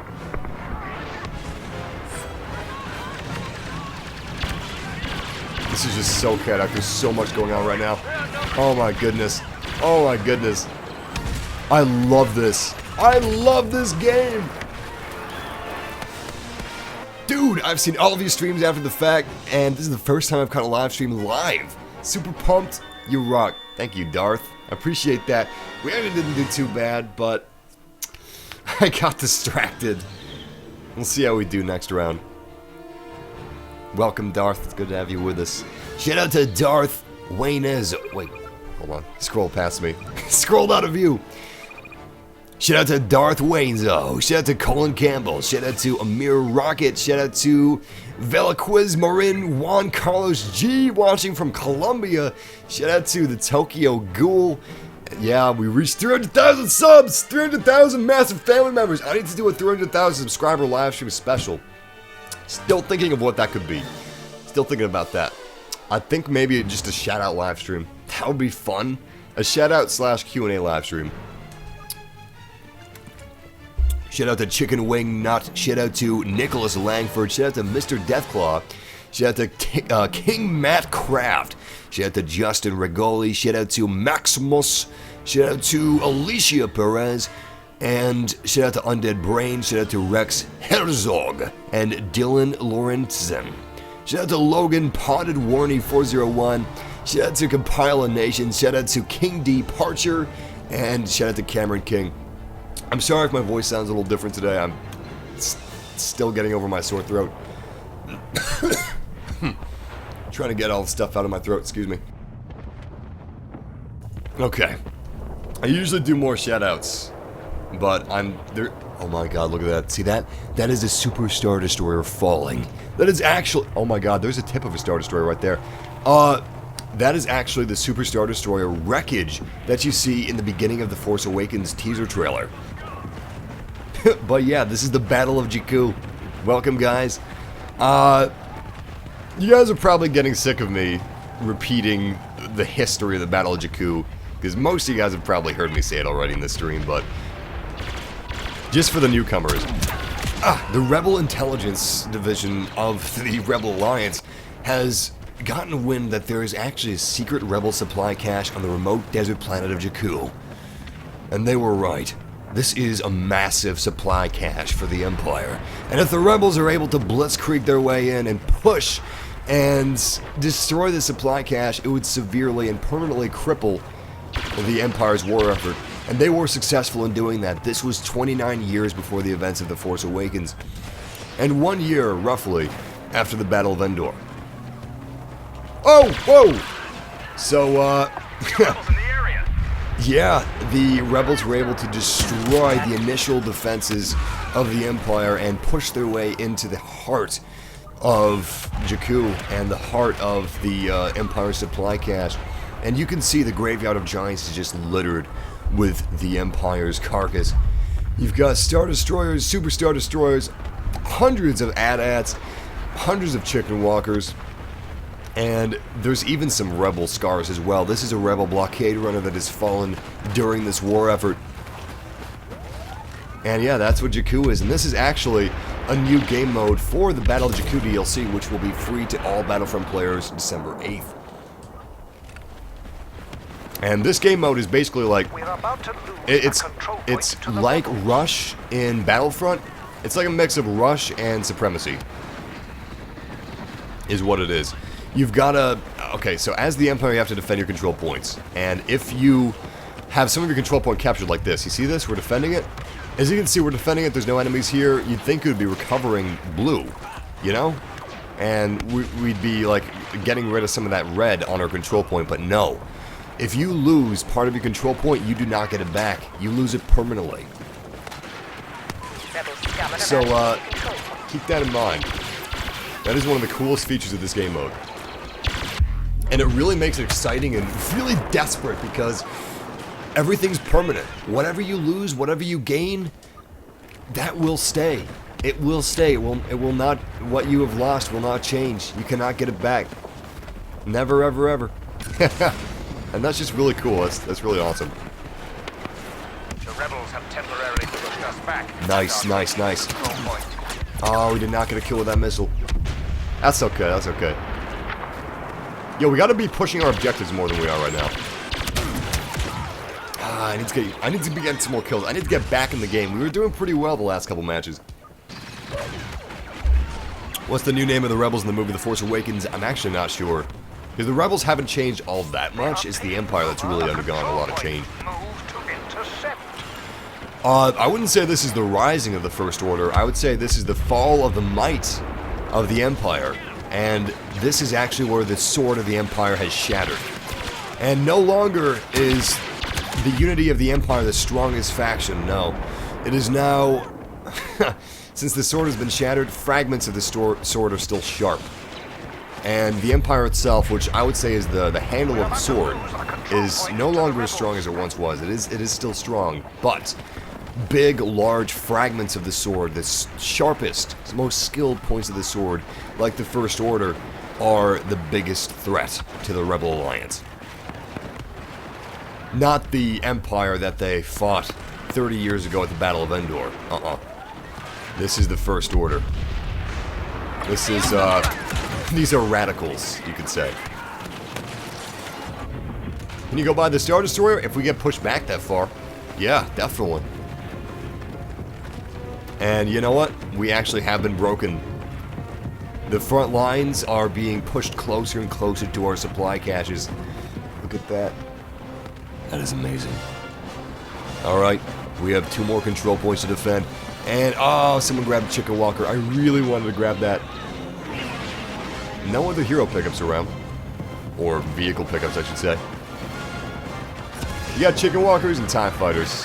The rebels are taking a control point, which is really cool. No AT-ATs though. This is not Walker Assault.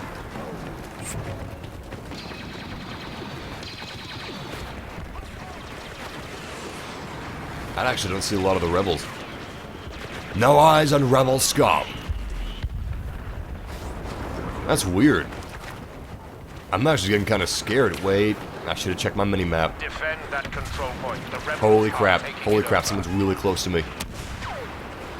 Oh boy, I don't even know where that's coming from. Yo, I'm gonna pull out my homing, and I'm gonna use this. I'm gonna use this on him. Crud. Oh, I screwed that up so bad. I wasted that.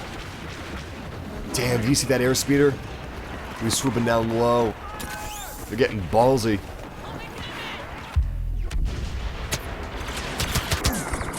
Crap, at least we got a kill.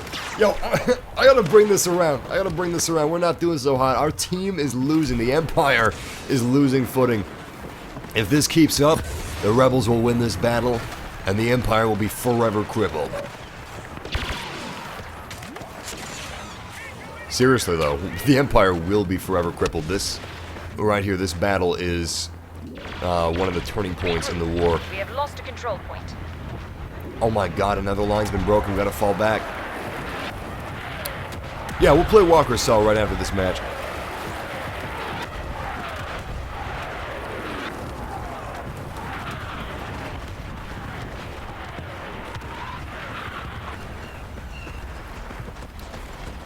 If you wonder why I'm being so quiet, I'm just reading up on the chat room, since there's no action going on right now.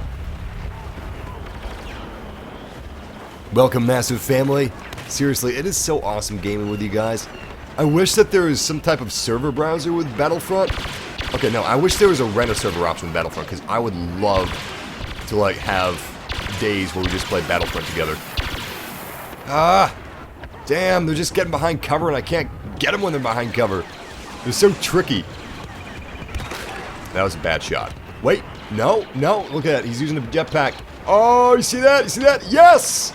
Oh, nice! That is awesome. I've got eyes on rebel soldiers. Opening fire. Rebel soldiers are down. Nice, quick, cooldown on our blaster there. That was getting pretty close. Whoa, look at all the bodies. This is just such a savage war. Ah, such a savage battle. Oh my god, oh, whoa. Oh my goodness. Did you see all those enemies there? I really wish I had a grenade. I mean, I'm happy having the jetpack. The jetpack is good as well, but I mean, there's just so many clusters of rebels. The grenade would be really useful for that.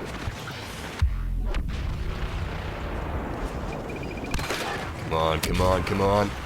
Ah! I was hoping it would loop around the debris, but it did not. So many rebels, like, duck just in time, or enemies in general duck just in time, and I'm not able to get that last shot on them to kill them. Ah, screw it. I gotta find a new method. I gotta, like, flank him or something, because what I was doing is just not working out.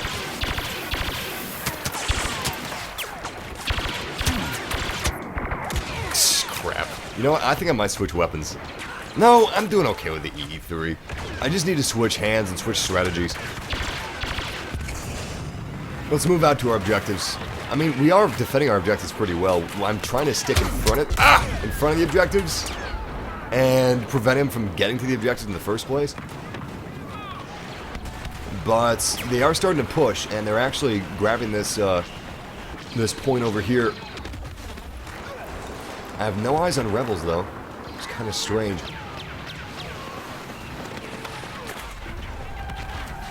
I see them on my minimap, and I'm getting shot by them. They're just camouflaged so well. Whoa.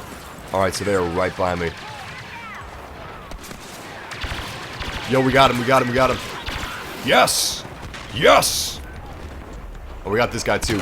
Oh, please don't hit the debris. Please don't hit the debris. Ah! Our missile missed. I swear, the enemy homing missiles are more accurate than mine. I know that's a lie. But, you know, I guess I dodged plenty of missiles, too. You just remember the deaths. You don't remember the narrow escapes.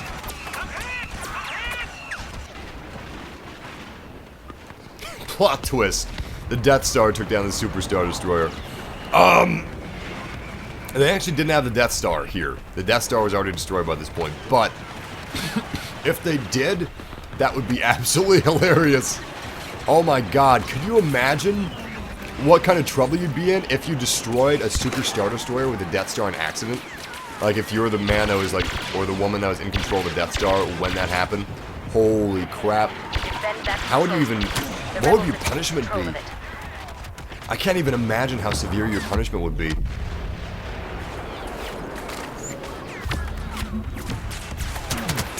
Crap, we got 2 proximity bombs in a row. Ah! Oh my god! I should have looked at my minimap before I went up there. I'm getting cocky, I'm getting careless. Alright, so, yeah, this is pretty close to the end. Oh, damn! Please. Yes! Oh, yeah. Let's turn the tides of war, guys. We're in a chicken walker right now, otherwise known as an ATS state. We have one control point that is pretty well defended. However, this control point is being contested. And whatever we lose, whatever ground we lose with any control point, we will not be able to get back. So it's very important that we don't lose anything. as difficult as that is. Opening fire on these guys, but it's just not doing a whole lot.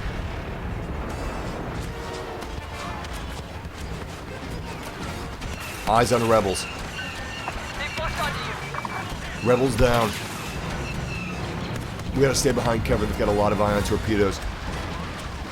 The rebels are taking over a control point. You must Excellent. stop them. Rebel is down.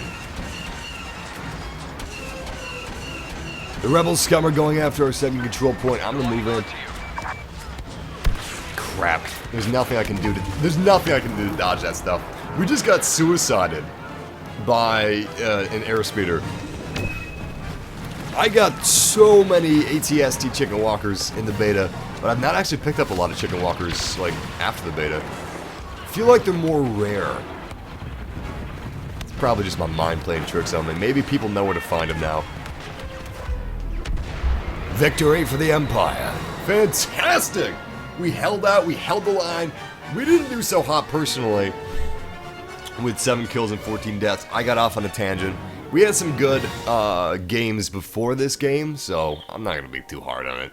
We're going to move on to Walker Assault, though, and I'm going to go right back into, like, full gear, doing my best mode. Excuse me, I got to blow my nose. Excuse me. Hold on.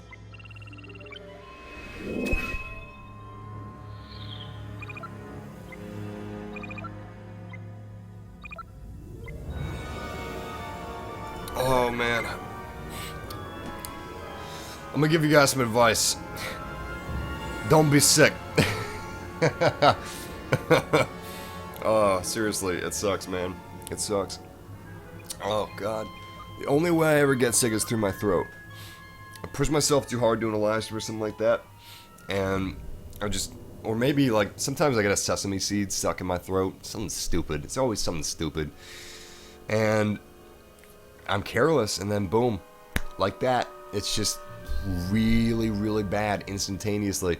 It's like, that's my weak spot. It's like, I've never seen my throat. Maybe I should get a mirror down in there, because it's probably glowing red.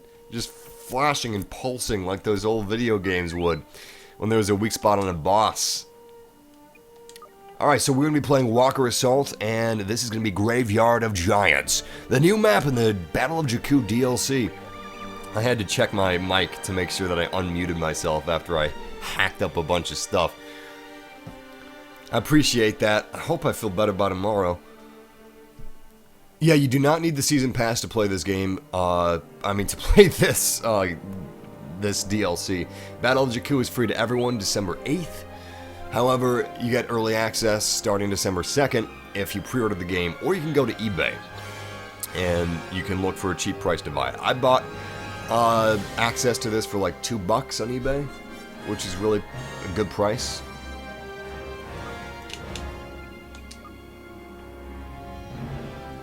EA sent me a copy of the game, so I guess it didn't count as me pre-ordering the game.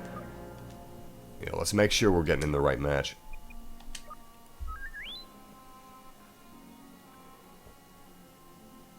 I will do some shoutouts real quick. Shout out to Blue Tiger Gaming. Shout out to Diego Santos. Shout out to King D Parcher. Shout out to Big Bass Pro 7. Remember Big Bass Pro.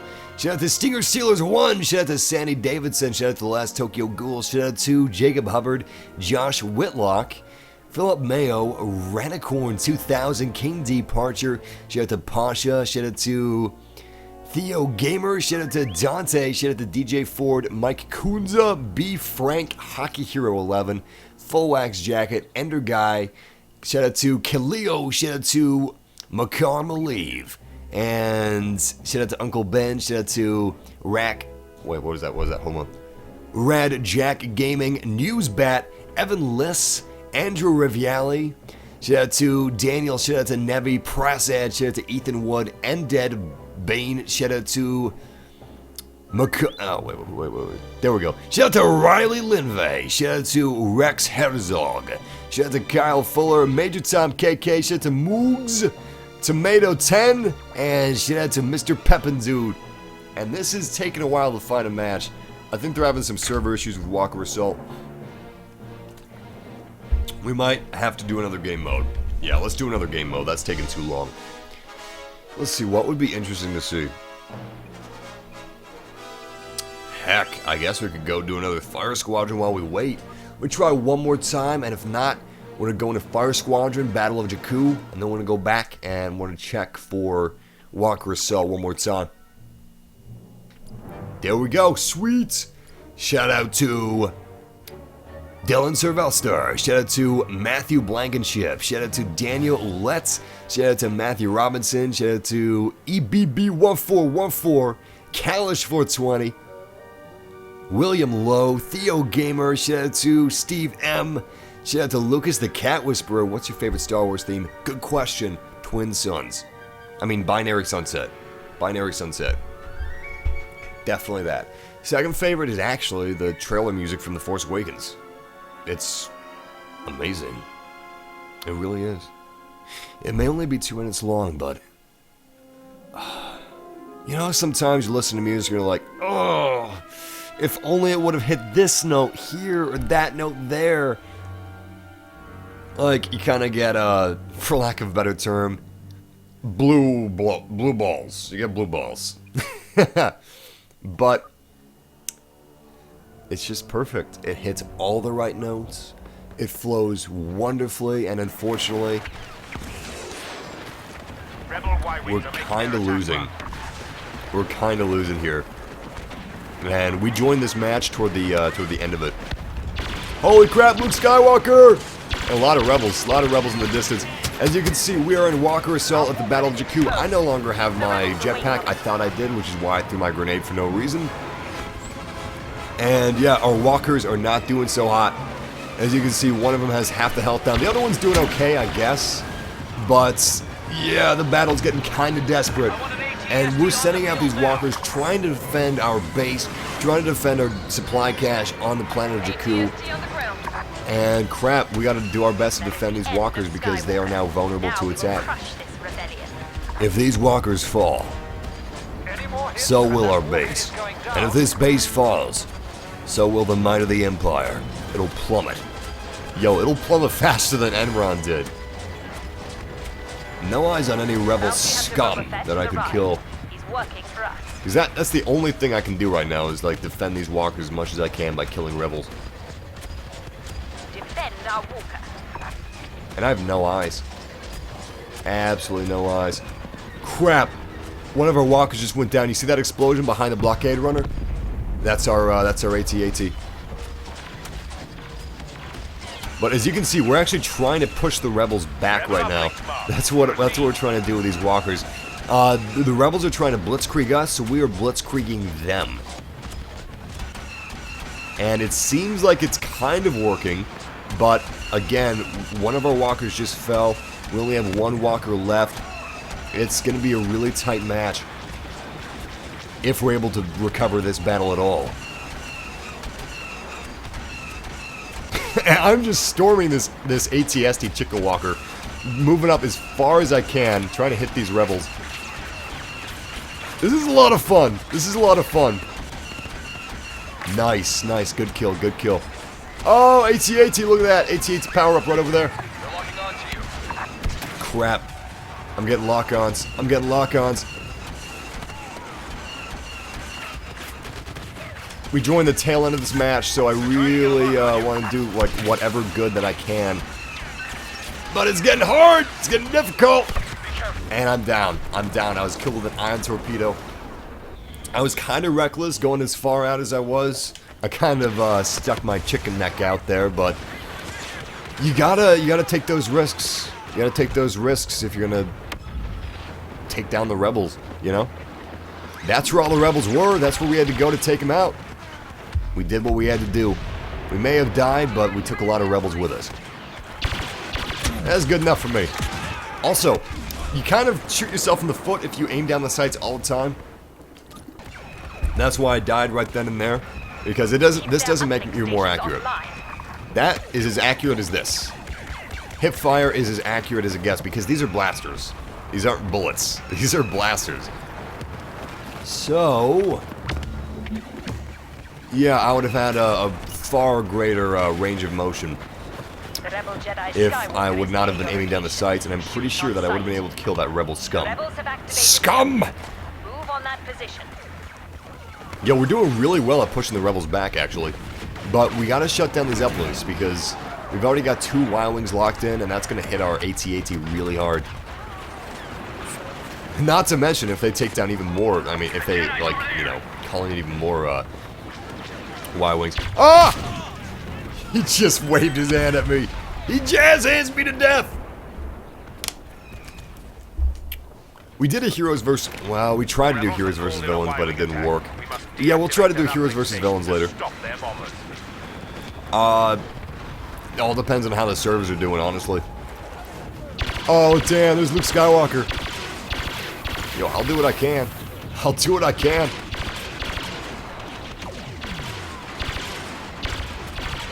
He's starting to go down.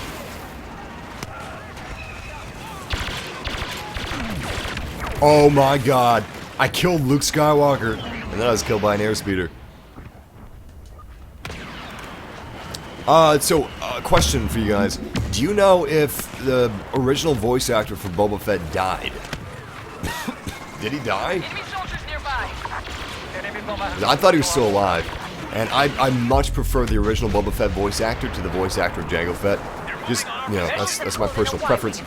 No! Must deactivate that I wanted to get that AT-AT power up so bad. I wasted my thermal imploder trying to get that. Yo, what's this gonna be? Smart rocket. I'm good with that. Can I, No, I don't think I can lock on. I don't think so. It'd be pretty sweet if I could. That guy trying to snipe me out. He's trying to snipe me out. He was using his beam, his particle beam focuser or something like that. Oh my god, he died? Really? The original voice actor Boba Fett died. Shit. Damn it. Damn it. That sucks. The rebels have activated the uplink. I really like that guy. Shut it down. He was a perfect Boba Fett. Rebels ahead.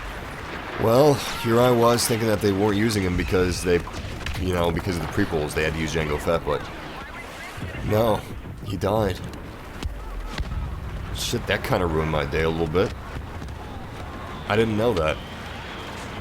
We got rebels in the area. He was so good. He was so good. He was subtle. He was just so menacing. He was naturally menacing, and I loved it. Well, let's take down the rebel scum in his honor. In his honor! Oh, damn! Did you see that hit in midair? That was amazing. The drive motor is damaged. He wasn't just hit in midair, he was blown up in midair. That was awesome. Be on the lookout for the Jedi Skywalker. Oh, I just wasted that smart rocket. Wasted it. I didn't even damage anybody. But this is victory for the Empire. The Empire, I mean, the Rebels were not able to actually destroy the AT-AT walkers. And we got 18th place with 6 deaths and 11 kills. We joined at the end of the match. So that's actually not bad. And we're going to back out because, I mean, I love Walker Assault, but this is a Battle of Jakku live stream. Oh my god, he's not dead? He's alive? He is 95 years old. Holy crap. He's alive. Yes. Yes.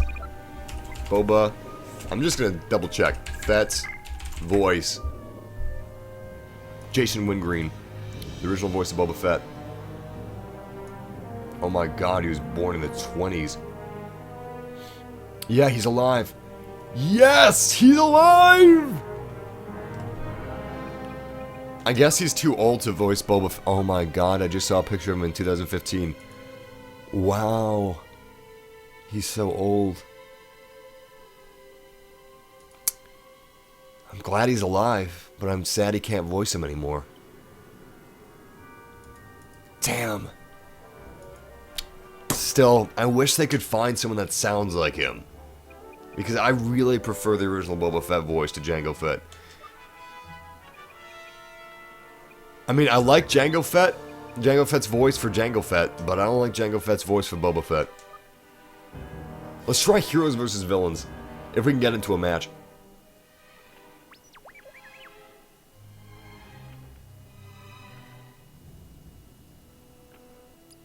Also, I just saw a really cool movie recently called 99 Homes. I mean, it's not a AAA movie, you know, it's in limited theater release, so don't go into expecting Wolf of Wall Street, but it's kind of a Wolf of Wall Street style movie. It's got a little bit of that Wolf of Wall Street spirit, and it's really cool. It's really cool. It's a good movie. It's actually about the housing crisis and bubble of Fannie Mae and Freddie Mac that they caused by... There was something that was passed that allowed high-risk loans that they gave out to people with low credits. And basically a lot of people... Let me make sure that I joined the right one. A lot of people that couldn't afford to would take out a loan, and they couldn't afford to pay on the loan. They had, you know, they shouldn't have been given this loan in the first place, but thanks to the law that was changed, they are now able to do it. And people were taking out like $30,000 loans, put a new screen on a screened-in porch in their backyard that they couldn't afford to do. And then they couldn't, you know, since they couldn't afford to do that, they would lose their home. They would lose their home because of that mortgage. Anyway, yeah, that started in 2006, and it kind of peaked around 2009, something like that. And that's what the movie's about. That's what 99 Homes is about. It's got awesome actors in it. It's got the woman from Jurassic Park, the original Jurassic Park, the lead. It's got... I think we're going to have to find another game mode, guys. I don't think it's going to work. It's got Andrew Garfield and one of my favorite actors of all time, General Zod, Michael Shannon. Let's go to Fighter Squadron. And it's cool. It's good. It's good. It's fun. So check that out if you can. If you can find it in Redbox or... God, are there even Blockbusters anymore? If you can find a Blockbuster around you, or if it's on Netflix or something, check it out. Because it's a good movie. 99 Homes. Enron movie. Yes, yes. There's also a movie about Enron. Well, it's more of a documentary type movie. But if we could get a Wolf of Wall Street style movie about Enron, that would be so dope. I don't know. I just really find Enron and Fannie Mae and Freddie Mac, institutions like that, so interesting. And just how they tried to screw over the American people. Fun fact. The U.S.'s debt ceiling was like 800 billion? I'm pretty sure it was 800 billion. And that was the amount of debt that the U.S. was allowed to have. Alright, that was how much debt they were allowed to have. They were not allowed to incur any more debt. But because they had to bail out Fannie Mae and Freddie Mac, they had to raise the debt ceiling and change the law. They had to change the law and raise the debt ceiling to $10 trillion. And now, oh yeah, Millennium Falcon right over the Rebel blockade runner. And now we're at $18 trillion in debt. And Fannie Mae and Freddie Mac, of the trillions of dollars of debt they've caused, have only paid like 500 million of it. Since when that happened to 2015. Anyway, yeah, it's really interesting stuff, but look at this. Millennium Falcon has entered the field. We are going to be doing everything we can to... Oh my god, look at that Rebel ship crash. Look at the size of the Star Destroyer compared to the Rebel ship. Anyway, we're going to be doing everything we can to help out our teammates and win this battle. This looks amazing. I'm seeing a little bit of frame rate issues, but I'm guessing that'll be patched out by the 8th. This is a new map, but really it's barely noticeable. Oh my god, this is so cool! Yo, this map is so well designed that I don't even know like where the boundaries are. It just looks limitless to me. Slave 1 is here, but I'm not going to tussle with him because we've got more important things to do. We've got objectives to push. We've got regular enemies to kill. Going after the Slave 1 would really kind of be a waste of time and a waste of our hero. So I'm crossing my fingers that the Slave 1 doesn't go after us. I'm hoping that the Slave 1 understands that there's more important things for him to do than to go after the Millennium Falcon. Nice, nice, nice. Let's try to stick after humans, though. There's a human right over here. Oh, man. Did he blow up right in front of me, or did he hit me? He didn't hit me, because that would count as a kill for me. He blew up right in front of me. Oh, damn! We forgot the... Ah! We forgot to defend this. We forgot to defend this. They took our No! Our rebel transport was taken down. Miraculously, we are still in the lead, so I'm not going to beat myself over too hard. But Imperials have the upper hand. Respond. we got to take this more seriously. Like, we seriously got to watch out for when we have the Lambda class transport shuttle in the battlefield. We got to take that down ASAP, because that's our objective. Shields activated. Wow, we've only destroyed 10 starfighters so far. That's not good. That's not good. Oh, we almost crashed into him. Crash into whoever you can. Seriously. It is imperative that you crash into starfighters if you can, because you're not going to take any damage unless it's another hero. It's another hero? Well, you're out of luck. Nice torpedo dodge. You can see that torpedo was a clean miss. We're not even scraped. Excellent. That's another AI taken down, but we are looking for humies. Not looking for AIs. And I still do not see the Lambda class shuttle. Oh, here it comes. Where's it gonna be? Alright, yo, it's right over here. So we're not in range to lock on, but we can still hurt them by shooting their general direction. So do not forget to do that, by the way. Alright, since this is a really important objective, this is the whole point of this game mode, I am going to take the hits, and I'm going to stick there. Even if we would have died, oh my god. You see that? Anyway, even if we would have died attacking that transport, it would have been worth it. That's how important it is to take it down. It is totally worth sacrificing a hero in the name of taking down a transport. Nice! Nice, nice, nice, nice, nice.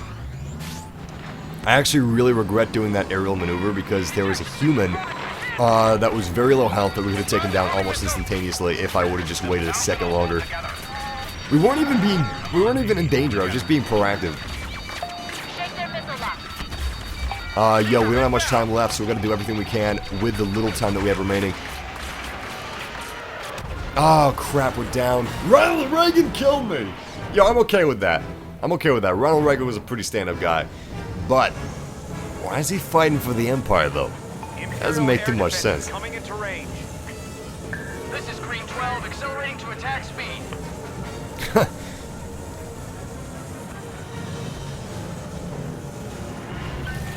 I just thought of something that would really, like, tick off if you have, a friend that's a big Star Wars fan. Instead of, like, between, Star Wars fans say themselves every once in a while, like, use the Force, or may the Force be with you. Well, instead of that, say, like, may the midichlorians be with you. Oh my god, it's a draw! We did pretty well, though. We got 5 kills, 15 AI kills, and 2 deaths. We could have done better. We could have done better, and we should have done better, because we did have the Millennium Falcon with us. But we did the most damage dealt to transport, which is, the objective. That's the objective of the game. That's what you're supposed to be doing.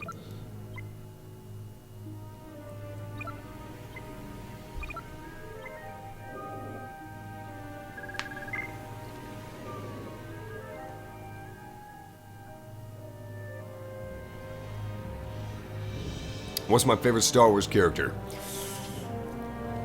It's between IG-88, Dash Rendar, and Bosk. 2 of those are just mercenaries. Oh my god, it's playing on the Battle of Jakku again. Let's do that. Let's do that. It's gonna be awesome.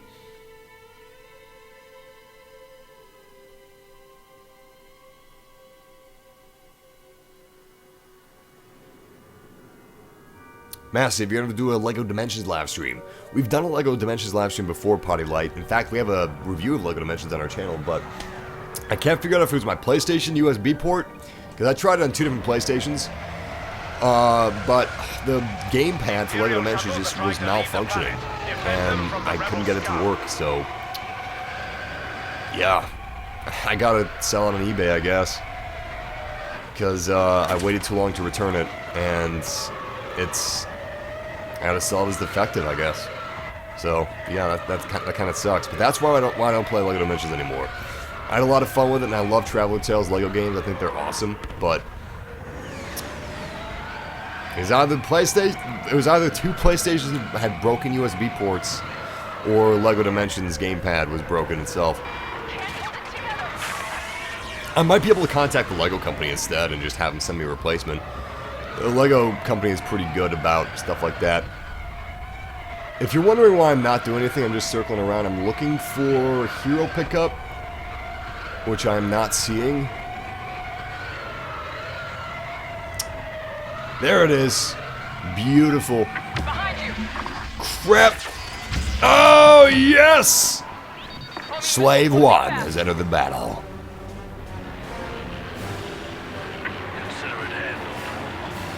Yeah, this thing is amazing. So the Slave 1 is a little OP, in my opinion. Just a little bit. Just a little bit. Nice. Nice kill, nice kill. Because not only does the Slave 1 have 2 torpedoes, but it's also got a radar jammer. Granted, it's not as maneuverable as Millennium Falcon is, but hey, you got trade-offs for everything. Nice kill. Alright, so we're going to be trying to, like, roll the objectives as much as we possibly can, which means as soon as we see a transport, we're either going to be defending it or destroying it. Radar jammer online. Also, whenever you see an A-Wing, go after that. That is a priority target because A-Wings are a little OP at the moment, and it's guaranteed to be a human, and not an AI. So, there you go. It's pretty useful.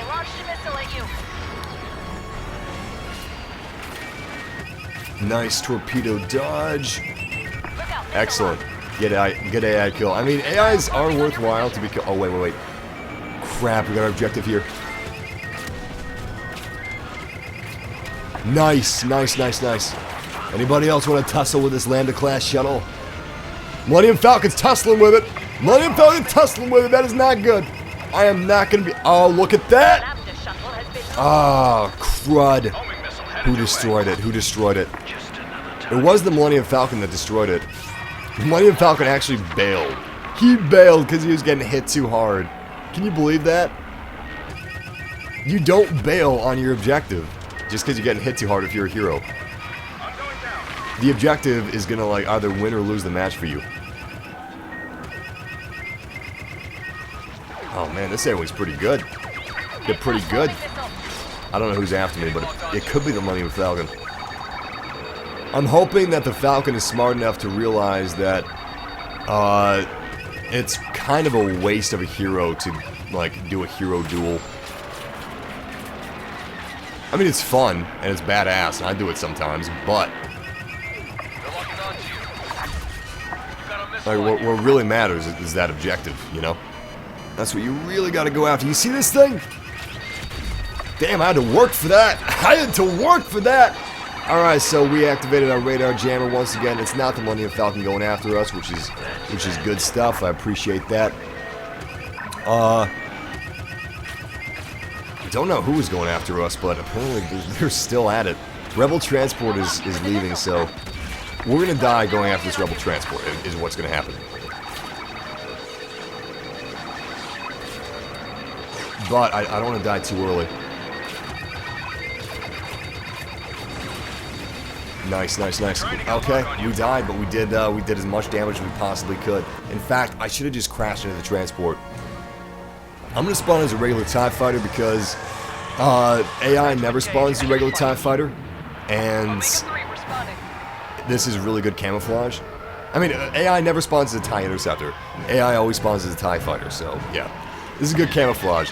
People aren't gonna be sure if we're AI at first, or if we're, you know, an actual, like, human. Because they'll have to wait until they see our name until they're, you know, sure about it. Crap.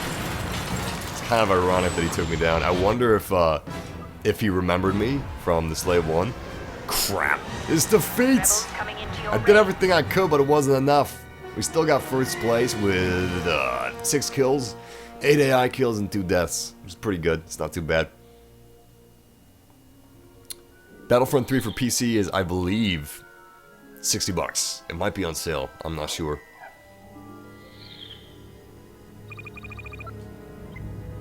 What is the lore of the Battle of Jakku? Oh man, Will, you're late. People are gonna be mad because I'm gonna have to say it again. Seriously though. Alright, let's see how quickly and concisely I can explain the lore of the Battle of Jakku. The Battle of Jakku. The rebels got word that the Empire had a secret cache, a secret supply base on the remote desert planet of Jakku. And that turned out to be right. That intelligence was accurate. It turns out that the Empire had their most massive storage facilities and weapons facilities on the remote desert planet of Jakku. This place is in the middle of nowhere. And yeah, the rebels actually went to the planet of Jakku and they destroyed and obliterated the perimeter defenses and the outline defenses of the different bases and the different storage bases for the Empire. Once the Empire was able to actually collect and gather themselves enough, it was almost too late. And as far as canon goes, it was too late for them to actually fight off the rebel foe. And the rebels blitzkrieged straight into the center of the Empire's stockpile and just devastated the Empire's war defenses. They devastated the Empire's war defenses and the Empire's war supplies. And this basically cut the might of the Empire in half. It shattered the Empire's sword. They no longer were as strong as they were before Jakku was taken out. I mean, they already took a hit a year prior to the Battle of Jakku at the Battle of Endor when they lost that battle. But this was really the turning point of the war between the Rebel Alliance and the Imperial Empire. The Battle of Jakku takes place 29 years before the events of the Force Awakens. So this DLC is a direct tie-in to the Force Awakens movies. And this is the new game mode in the Battle of Jakku DLC. We have just joined up at the beginning of the match. This is fantastic. It may look like supremacy with these capture points, but it is not. We are moving in a straight line as the rebels. The Empire is trying to defend it and trying to stop us from blitzkrieging our way and breaking their defenses. And it's basically like World War II. We are Russia, they are Germany. We are trying to move the front line closer and closer to their base. And they're trying to keep the front line as far as they can, like, as far forward as they can. Hold of a control point. It's like the Eastern Front. Alright, let's go ahead and capture this thing.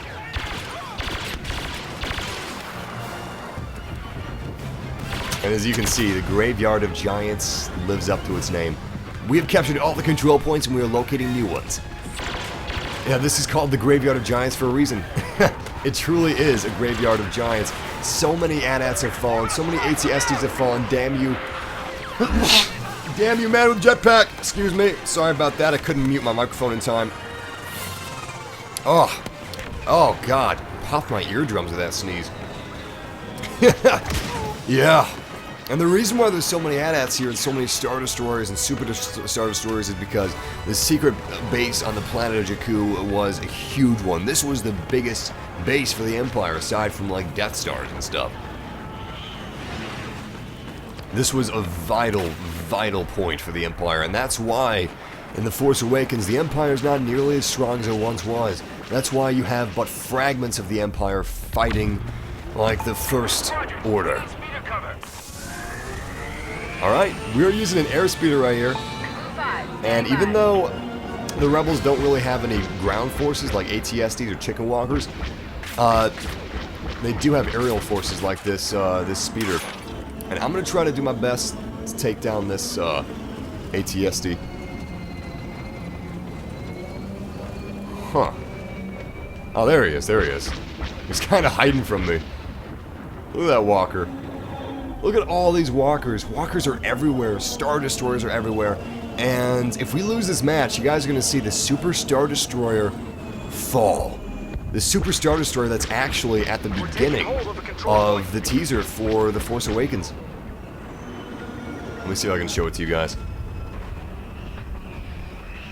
Maybe it's already fallen, actually. I'm pretty sure it doesn't fall until near the end of the match. Oh my god, there it is. That's the Super Star Destroyer. It's already fallen. Holy crap. Yeah. Interesting.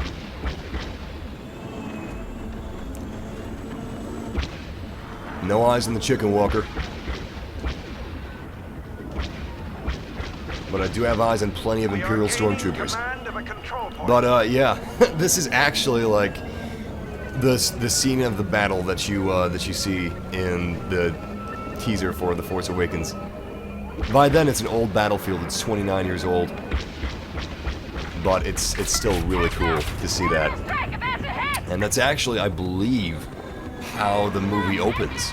Like, Finn used to be a stormtrooper, and his TIE fighter crashes, or maybe he didn't even used to be a stormtrooper. He might have been a rebel spy. In fact, it's very likely. It's a pretty big fan theory at the moment that Finn was a rebel spy pretending to be a stormtrooper, and he was outed. And that's actually where Poe Dameron, like, I think he helps Poe Dameron get out, and that's why Poe is like, you know, how I said Poe is like Poe. Anyway, that's why Poe's like patting Finn on the back in the latest trailer, is because I believe Finn got Poe out of one of the First Order Star Destroyers. Okay? Because Finn was undercover as a stormtrooper, and he had to breach his cover and break his cover to get Poe Dameron out. And then once he like helps Poe Dameron like get in a starfighter or something, this could all be BS. But once Finn helps Poe do that, Finn then gets in a TIE fighter, and that's the TIE fighter that you see like falling to Earth, or I mean falling to Jakku. Control point capture is underway. And yeah, that's how Finn is on Jakku, and that's how Finn meets up with Rey, who is scavenging the wreck of the Super Star Destroyer that falls in this battle, that falls in this map. There it is over there. There's the wreckage. Because Rey's a scavenger, and that's how she, like, BB-8 somehow falls to the planets, and maybe he becomes Poe Dameron's astromech droid after the fact, but I believe he was Poe Dameron's astromech droid, like, throughout BB-8's existence. I need to get some more hits on these strafing runs. We're taking a control point. Because there's a toy of BB-8s where BB-8 was actually captured by some Tusken Raider-esque people, some Jawa-esque people, and I believe Rey actually takes BB-8 back from them, or maybe buys them from them, a la Luke Skywalker. You know, it's like poetry or rhymes that would kind of harken back to A New Hope, or maybe that doesn't even happen at all. But I think that's how she gets BB-8. That's how she meets Finn. That's how BB-8 gets back to Poe Dameron. That's why Poe Dameron gives Finn a pat on the back, and I think Han Solo and Chewie are looking for the Millennium Falcon in the wreckage of the Battle of Jakku, and that's why they say, like, we're home. That's why he's got his blaster out. Chewie and Han Solo are looking in wonderment. Oh, almost. Oh! See, that's why I was being safe. I wasn't getting mad kills. I was getting a respectable, good amount of kills in that airspeeder, but you know, I was still being safe with it, you know? That's why I was being safe, so I didn't crash like that. But, what else? There's more credulence to this, or more that lends credulence to this theory. And, oh god, what is it? No! Ah! I died for that! I'm trying to remember different things about it. There's also theories that Finn is a red herring, and that Finn is not going to be, like, maybe he'll die halfway through the movie, or maybe he will not be as important as we think he is, and it's actually going to be Rey that is important, and not Finn. And also that, because when we see Finn with a lightsaber, we think, hey, it might be a Jedi, but he's also terrified with it. He is terrified of that lightsaber. When he's facing up against Kylo Ren, he is scared out of his mind. So he can't be too skilled with it. He may not even have the Force. He may not be Force sensitive. It might be Rey that's Force sensitive. And Rey might be evil. I can't remember what leads credulence to the fact that Rey might be evil, but there we go. Well, she might not be evil. She might be swayed. Kind of like Anakin, something like that. Oh, damn! So yeah, there's just a bunch of speculation, and there's other things as well, like oh god, we're capturing the final control point. Holy crap! I gotta start focusing. I gotta play the game. I've been like going into my theories so much. Which game mode is this? Asks Connor. Connor, this is Turning Point. It's a new game mode that was introduced in the Battle of Jakku DLC, and that DLC, Battle of Jakku, is gonna be free to everyone that owns Battlefront December 8th. It's been available to anyone that pre-ordered Battlefront since the 2nd. So yeah, if you want to play it sooner than December 8th, check on eBay, search Battle of Jakku PS4 or Battle of Jakku Xbox One, and see if you can find it for a good price. I found a PS4 code for about $250. That's a pretty good deal. But yeah, that's what we're playing, and that's what Battle of Jakku is. Yeah, this is the map from the Force Awakens trailer. This takes place 29 years before the events of the Force Awakens. This is a kind of a direct tie-in with the Force Awakens, though, yeah. I hope we get some more Force Awakens DLC like this, because that would be really sweet. That'd be really fun. And this is the final checkpoint. The entirety of the Empire's forces are centering around this checkpoint, doing their absolute best to hold this checkpoint, and we're trying to capture it. So far, we've only taken a sliver, and oh man, there's just so many stormtroopers swarming around it. It is a kill box. You gotta be really careful, because it's dangerous. It's dangerous to make that capture point last, and to actually capture it. I've seen a lot of Rebel losses at the final capture point, because a lot of times people just kind of kick back and they relax and they're like, it's a final capture point. We're probably going to win this thing, but you can't treat it that way. You don't know if you're going to win this thing. You can totally lose at the final capture point. It's very easy to lose here. And I've seen it happen personally many times. Oh crap. I'm about to die. We got a chicken walker behind us. In fact, I'm gonna see if I can pick up a smart rocket or something and take that chicken walker out. Nice! I didn't see that coming! I didn't see that coming, but it happened. It happened. Oh, good one, good one, good one. Oh god, he sees me. He sees me. He sees me!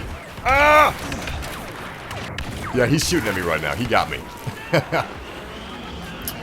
Did anyone have trouble using the code to get the DLC map even when you pre-ordered? Victor, if...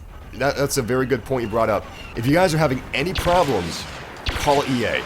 Call EA. Like, don't be afraid to, like, give them crap for it, because your code should be working. You pre-ordered the game, you paid for this, you should be playing it right now, you know? So, raise hell. Call them up and say, yo, where's my DLC code, you know? Yo, why isn't my DLC code working? I want to be playing Battle of Jakku right now, alright? Force Awakens is coming out in less than a month. I want to play this game. I want to play this map. This battle that took place 29 years before The Force Awakens, I want to play this as soon as possible, alright? So, yo, give it to me. Give it to me. Anyway. I am not sure if it's because EA gave me an advanced copy of Battlefront. So, technically, I didn't pre-order it because I didn't buy it because EA gave me a copy. But still, I was downloading Star Wars Battlefront before the game actually came out. So, I would think that technically, I should have had the Battle of Jakku. So, I don't know if that's because, like, EA gave it to me and that's why I didn't have the Battle of Jakku, or if it's because problems are happening. Problems are going down. And some people's pre-order incentives aren't working. It's one of those two things that's happening.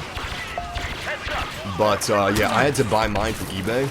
I got a code for about $2. Sorry about that, didn't realize you were friendly. We got a minute 30 seconds. I don't think we're going to be able to do it, but I'm not going to give up hope just yet.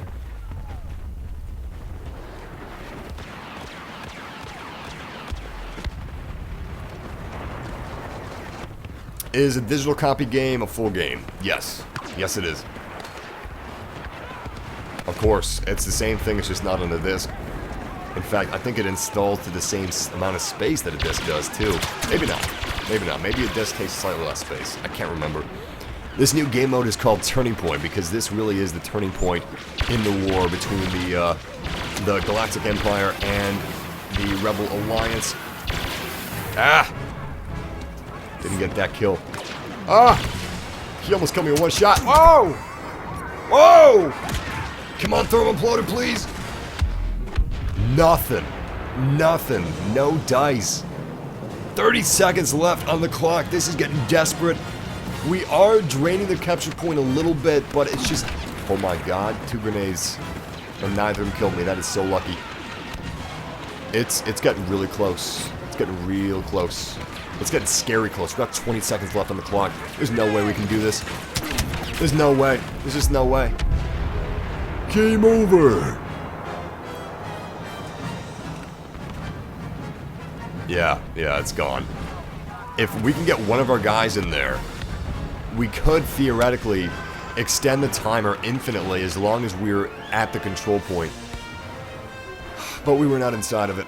They were successfully defending it. We got 13 deaths, 18 kills, and a score of 3,000. We should have pushed the objective a little more than we did, but hey, we did our best. An 8 out of 20 is not too bad. Thank you, Jacob. I appreciate that, man. I do my best to do that, you know? I treat others with you know... So...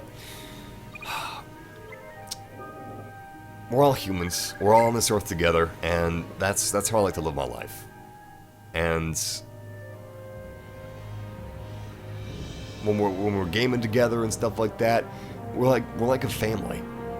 And I treat you guys like I would my friends, because we are hanging out. We're friends, you know? We're a massive family here. I see a lot of streams that are toxic, and life's too short for that. I don't live like that. Some people do. Different strokes for different folks, but I can't respect toxic people. Honestly. Holy crap, we got a new gun. You bet your butt I'm buying that. Yeah, let's try this thing. I need to buy some more star cards, too. Let's see what we got. We're playing as the Empire, so we don't need to buy any rebel stuff. Smoke grenade, explosive shots. That's pretty cool. Fact, I'm gonna go with Scan Pulse, actually. I'm gonna put Scan Pulse in this hand, because this is my Empire hand, and this is my Rebel hand. Alright, cool. We still got the Scout trait. But, yeah. Life's too short to be toxic. I can't respect people that are toxic. We're all in this world together. We're all, like, living here together. Like, come on. Show some human decency. I don't even call it basic human respect. I just call it decency. But, yeah. Thank you, Jacob. Primary mission is securing those control points. Don't worry, we'll be doing more Star Wars Battlefront. Holy crap. Oh my god.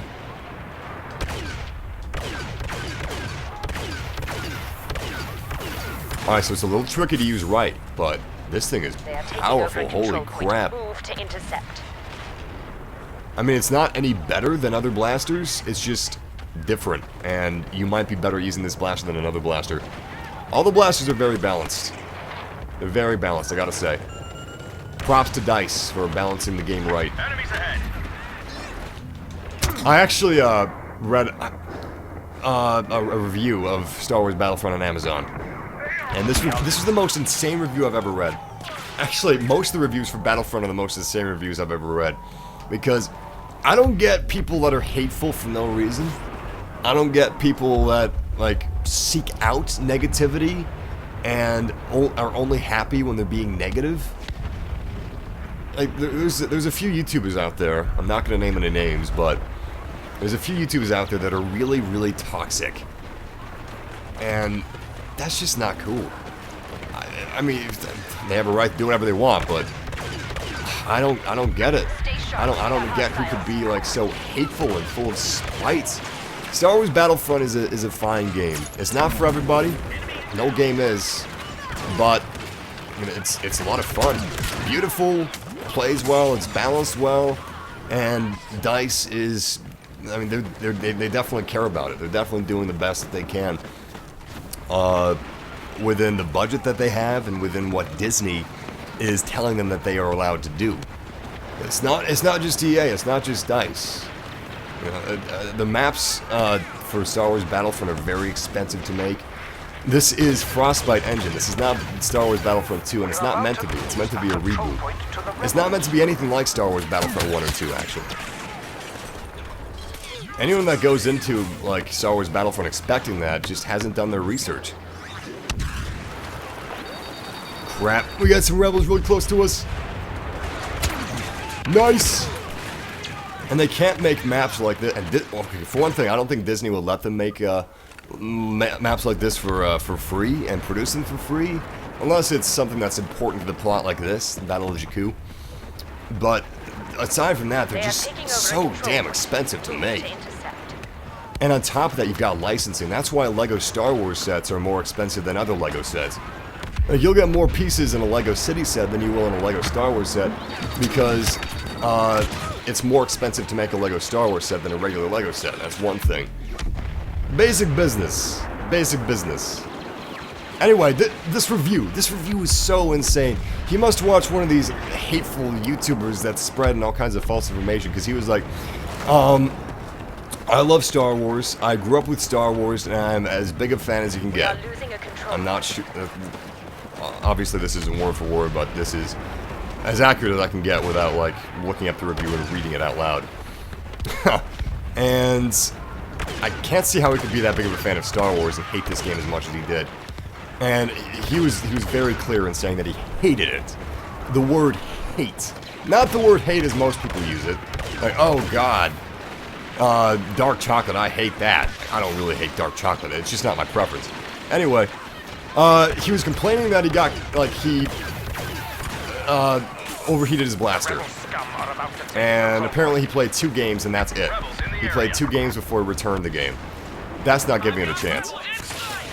And he overheated his blaster, and he said that this was unfair of the game, and this was stupid, and that was something for casual people. That's because you can't reload lasers. You can't reload lasers. That's not how Star Wars works. I thought you were a fan of Star Wars. Shouldn't you know this? Anyway, the blaster's overheating is a game mechanic. If anything, that's to balance the game. It's not to make the game unfair. And he said he overheated his blaster, and he didn't kill this guy. Well, maybe you should have been more accurate, and you should have hit him in the head. And then the guy turned around and killed him in one shot because he used a shotgun at close range, and he said that a shotgun killing someone with one hit is extremely, like, poor. It should not take as many hits with an assault rifle as or it should not take as many hits with a shotgun as it does with an assault rifle. That's how shotguns work in video games. And I don't know, it's just... I know I'm going on a little bit of a rant here, but this is completely relevant to Star Wars Battlefront. And I'm sure you guys have been seeing just the rabid hatefulness that people have been spewing about Star Wars Battlefront on the internet the past couple weeks. And it's just undue. It's just undue. Either the game is for you or it isn't, but objectively, it is a decent game. It really is. Objectively, there's nothing wrong with the game. But yeah, that review really struck a chord with me, because I was thinking, like, the people that are being so negative with this game, it's just not for them. They're not... Some of them don't even give it a chance. Some of them don't understand how business works, or how economics work. It's just sad.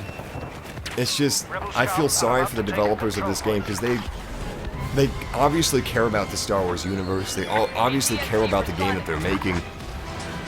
And it must suck just seeing all these people just dismiss hundreds and hundreds of thousands of hours of man work. Hundreds and thousands of hours of manpower that have been put into this game, and passion that has been put into this game from Star Wars fans working at DICE and working at EA and Disney. Just dismissed by someone who doesn't think, or doesn't even try it, and just says they hate the game from something they read on the internet. It's just not cool. It's sad. It's too bad. I feel sorry. Yeah, I think the Star Destroyer already crashed us, and let me check. Let me check.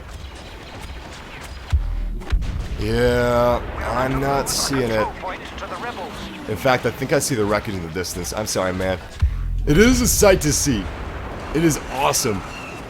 And we're running around into Chicken Walker right now, doing our best to take down these rebel scum. Now the rebels are blitzkrieging. This is the Battle of Jakku that took 29. The Battle of Jakku. Excuse me. My throat gets sore and I gotta like cut my words off short. I'm actually sick right now. There we go. The Battle of Jakku took place 29 years before the events of the Force Awakens, and 1 year, roughly, after the events of the Battle of Endor. The Battle of Jakku actually transpired thanks to rebel intelligence that tipped them off to a super secrets base on the remote desert planet of Jakku.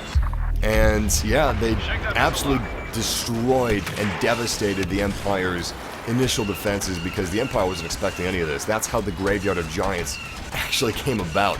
That's what the map is called, by the way, Graveyard of Giants. We're about to die. We're about to die. One more ion torpedo and we are wiped out.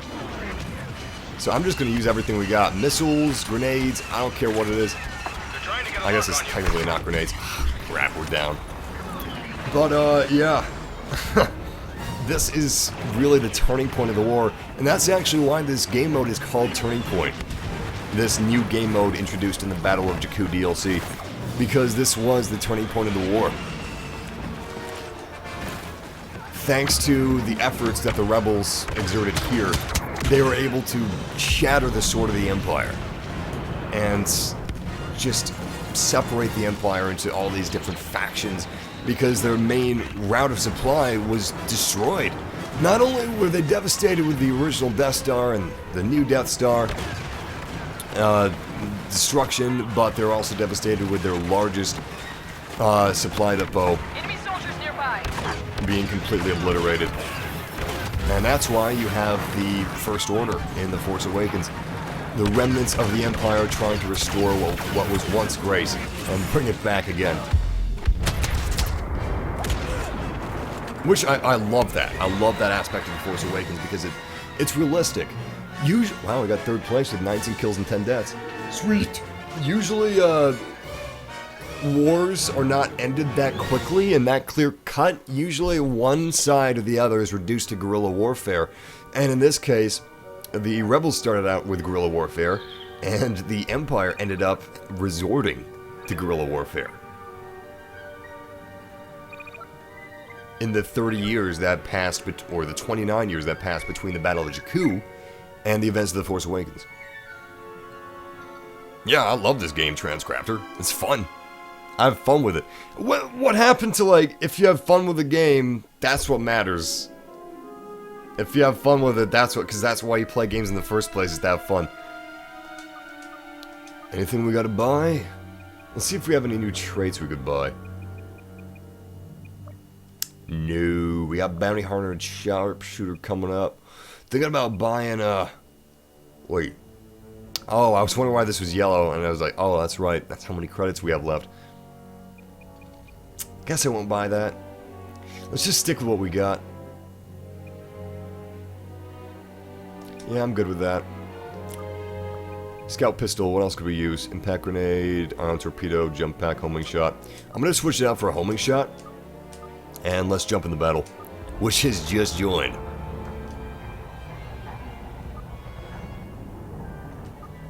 Oh, you know what? I think some of you guys were asking for third person. Let's go into third person for a little bit. Damn, this game looks so good. This map looks really good. This is one of the best looking maps I've seen. Not just in Battlefront, but I mean like in general. This looks amazing. Oh my god, you see that? You see that?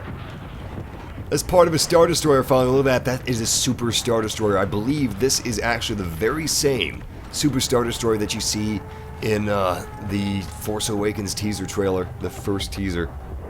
The one that Han and Chewie are actually flying through, and the one that Rey is looting. Because she's a scavenger. I can't wait to see the Force Awakens. I cannot wait! It's so close! It's so close. We have waited years and years for this, and it's finally almost here. It's seriously unreal. I'm gonna be in tears by the end of it, I bet. Tears of joy. I'm gonna be shaking in my seat. I'm gonna be so nervous. I would have no reason to be nervous. I'm about to see an awesome movie, but... Oh man, I can't wait. I can't wait. I was able to buy tickets for opening day, December 18th. They're probably all sold out by now. In fact, I would be surprised if there's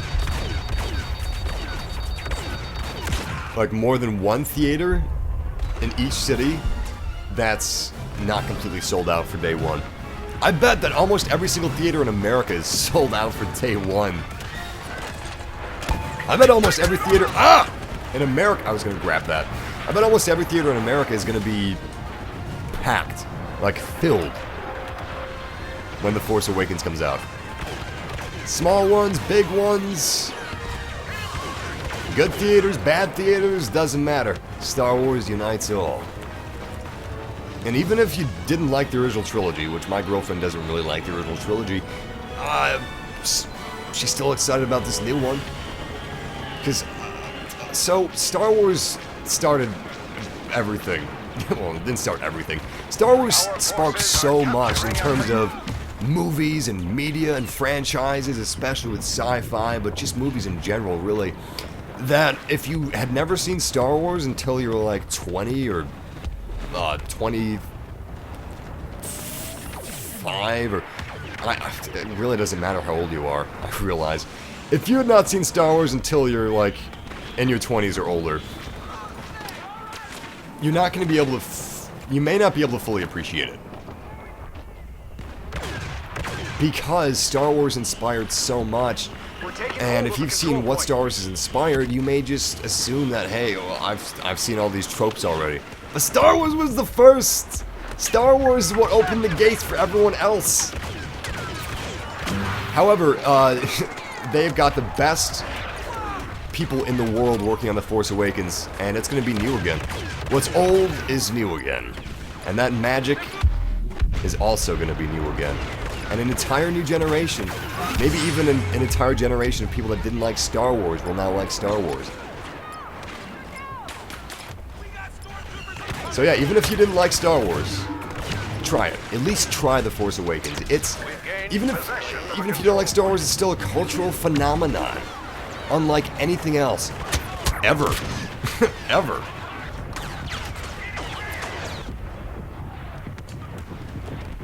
Yeah, Star Wars kind of brought me and my friends together too. I mean, we bonded over that. So many people have bonded over that. There's this one story that I've always remembered, and it's not actually about Star Wars, but it's relevant to what we're talking about. It's about Hogan's Heroes. I love Hogan's Heroes, by the way. It's one of my favorite TV shows of all time. And there was this schoolyard bully, and there was this kid that like he kind of picked on every once in a while. But he mainly picked on other kids and stuff. Anyway, this kid that was picked on loved Hogan's Heroes, and he had Hogan's Heroes lunchbox. And when the bully saw that, he started talking to him. He was like, "Hey, you watch Hogan's Heroes?" He was like, "Yeah, I love Hogan's Heroes." And they started talking about episodes of Hogan's Heroes and the characters and stuff like that. And they became friends. And according to the guy that was bullied, they're still friends today. And that actually kind of like made the bully stop bullying other people, because he realized like, yo, we're not so different. Ever since he talked to that kid that liked Hogan's Heroes every bit as much as he did, and he was able to engage in conversation with him, he realized, you know what? Being an asshole is stupid. Pardon my French. But it is stupid. Being a bully is stupid. And it's just so cool that something like Hogan's Heroes made him realize that. And I bet Star Wars has made hundreds and hundreds of thousands of people realize stuff like that. And it just warms my heart. That's just magical. It really is. AMC IMAX is pretty good. I mean, it's not true IMAX, but there's not a whole lot of true IMAX screens in the US, sadly. I would Google a list of true IMAX screens and then check Fandango to see like if they're all sold out. That's what I would do. You know, if it were me. We were lucky enough to get tickets to a True IMAX screen. We got to drive like 2 hours. Me and my girlfriend are driving like 2 hours, December 18th, early afternoon to see Star Wars: The Force Awakens, because that's the closest True IMAX screen is like 2 hours away.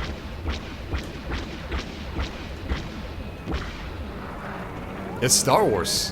One does not simply choose to not drive 2 hours away if they have the opportunity. Look at this. Another Star Destroyer is falling. So many ships falling. This really, this really gives you a sense of scale and tells you how important this battle was for the Empire and the Rebels. I mean, it was important for both of them.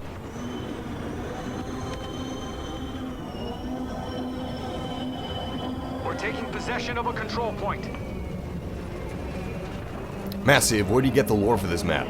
Wikipedia.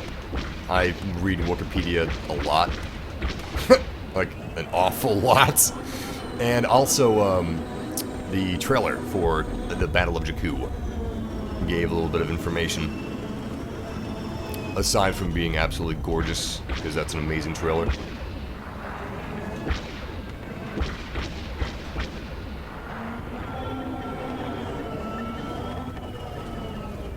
And of course, you know, Star Wars Force Awakens teasers Gained possession of a had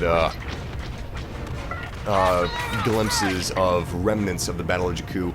I'm trying to go for some strafing runs, but we're just not being too successful. What? What? Alright, so the game glitched and, like, took me out of my airspeeder for, like, no reason. That's weird. Is that the first time that's ever happened to me, so I'm not too mad. Second time, though! Woo! Watch out. Watch out. I don't know why, but I feel like I'm less accurate in third person, even though I'm not. I'm not less accurate in any way, but I guess that's because I don't play a lot of third-person games that are competitive. Third-person games that I play would be like Mass Effect. That's single-player, that's not a competitive game. Oh, 2001: A Space Odyssey is fantastic. Would you take a gun or a lightsaber, Massive? Obviously a lightsaber. Even though I'd probably kill myself and accidentally cut my arm off or something, or definitely at least a finger off. Taking the last control I mean, who point. could resist the temptation to touch it? Probably a lot of people, but not me. I'd want to touch it, which is really stupid, but I'd want to. Damn, that only locks onto people. Interesting. Oh, come on. Yes! Good kill, good kill. Alright, so I just used Vision Pulse, and we've got eyes on a... Holy crap, so many stormtroopers. Oh, that was a bad grenade lob. That was such a bad grenade lob. Lucky the Minecrafter just said, do you think Jar Jar is a Sith Lord? I saw that too. I saw that too. If you guys haven't seen the theory that Jar Jar is a Sith Lord, look it up on YouTube. It's pretty interesting. And I know it's probably false. I know it's like 99% probably false, but it's fun, and it's still pretty compelling. And it's a lot of fun to watch, because if Jar Jar was a Sith Lord, I would be so happy. It makes the prequels so much more fun to watch them if you're like picturing Jar Jar as a Sith Lord, playing stupid and acting stupid. The final control point is almost ours. Kind of makes sense too. And in Robot Chicken, he was a Sith Lord in that one episode of Robot Chicken Star Wars. We've been playing for 2 hours and 44 minutes. How would I have improved the original trilogy? Oh. Only thing I could think of to improve the original trilogy would be Return of the Jedi, which is a great film, but there's a little too much going on. It spreads itself a little too thin, in my opinion. Just a little bit. Final control point. But I mean, it's still amazing. So I knew that was gonna happen. I'm just so desperate to get the last hit on that ATSD. Ah! Yes! Ah, I didn't get the last hit still. Crap. Come on, grenade! Ah! Damn! Massive, what do you think about a Walker superiority game mode like from Battlefield 3, tank superiority, the Empire's AT-AT versus the clones AT-TE? Obviously that couldn't be canon, but that would be really cool. We got 5th place with 19 kills and 10 deaths, and a score of 3.6 thousand. Massive, why do you never use your star cards unless it's to waste a pickup for a speeder? I need to use star cards more often. It's just such a unique concept. It's not been in a game before, really. So it's... I mean, well, it's been in games before, but it's not been in a lot of games, so it's just something I'm not very used to. I need to get used to it. And the only way you can get used to it is just start using it. Even if you're going to waste it, obviously not waste it like wasting it for another pickup, but even if you're going to waste it like missing it or using it incorrectly, just do it. Shia LaBeouf it. Because that's the only way you're going to learn. That's the only way to get better with it, you know?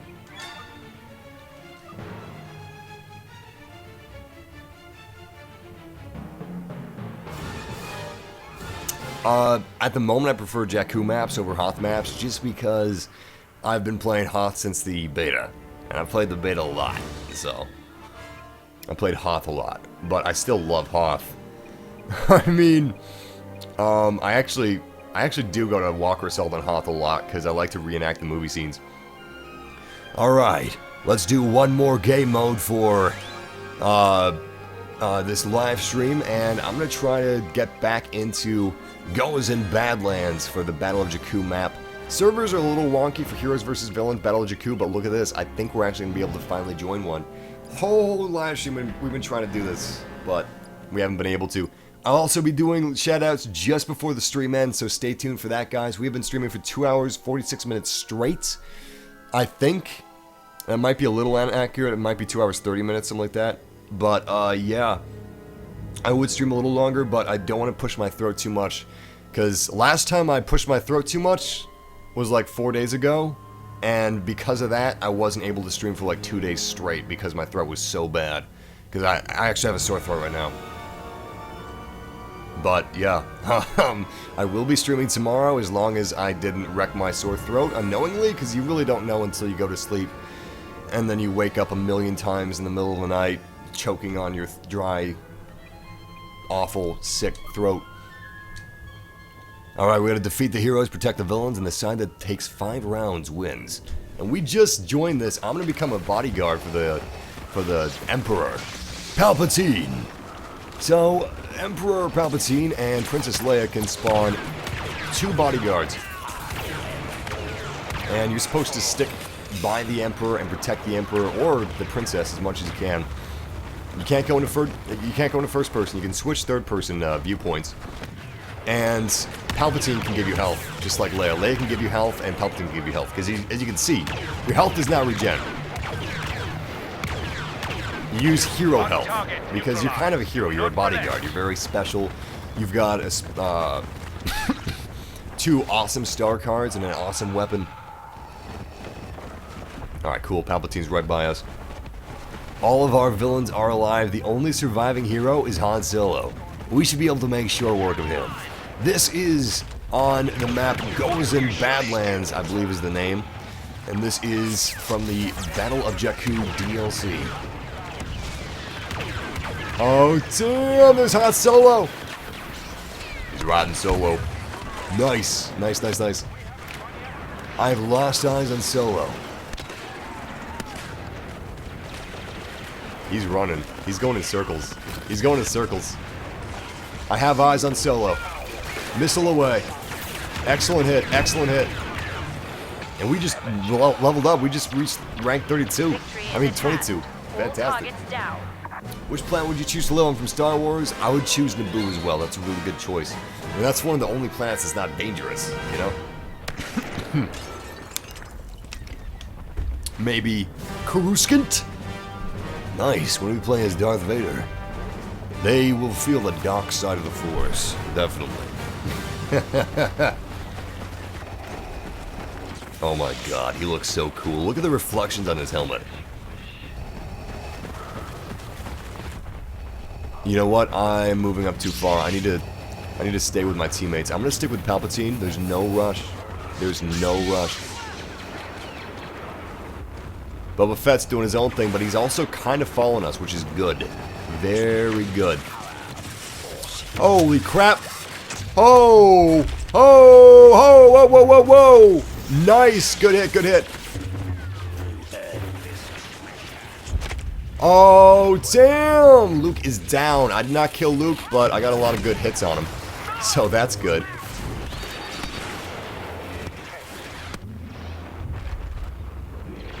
Excellent, excellent. Alright, I gotta back off a little bit because I am taking some damage. We're doing good, but we're still taking damage. We have Han Solo and Leia left, which are ranged heroes. And I am not a ranged hero. I definitely have limited range. Excellent, Leia is gone. Han Solo is right over here. Let me use Force Choke. Beautiful. Oh crap, he's running away. He's running away. I'm gonna pursue him because I can actually block his laser fire a little bit, which makes me a little more effective, and it looks like I might corner him.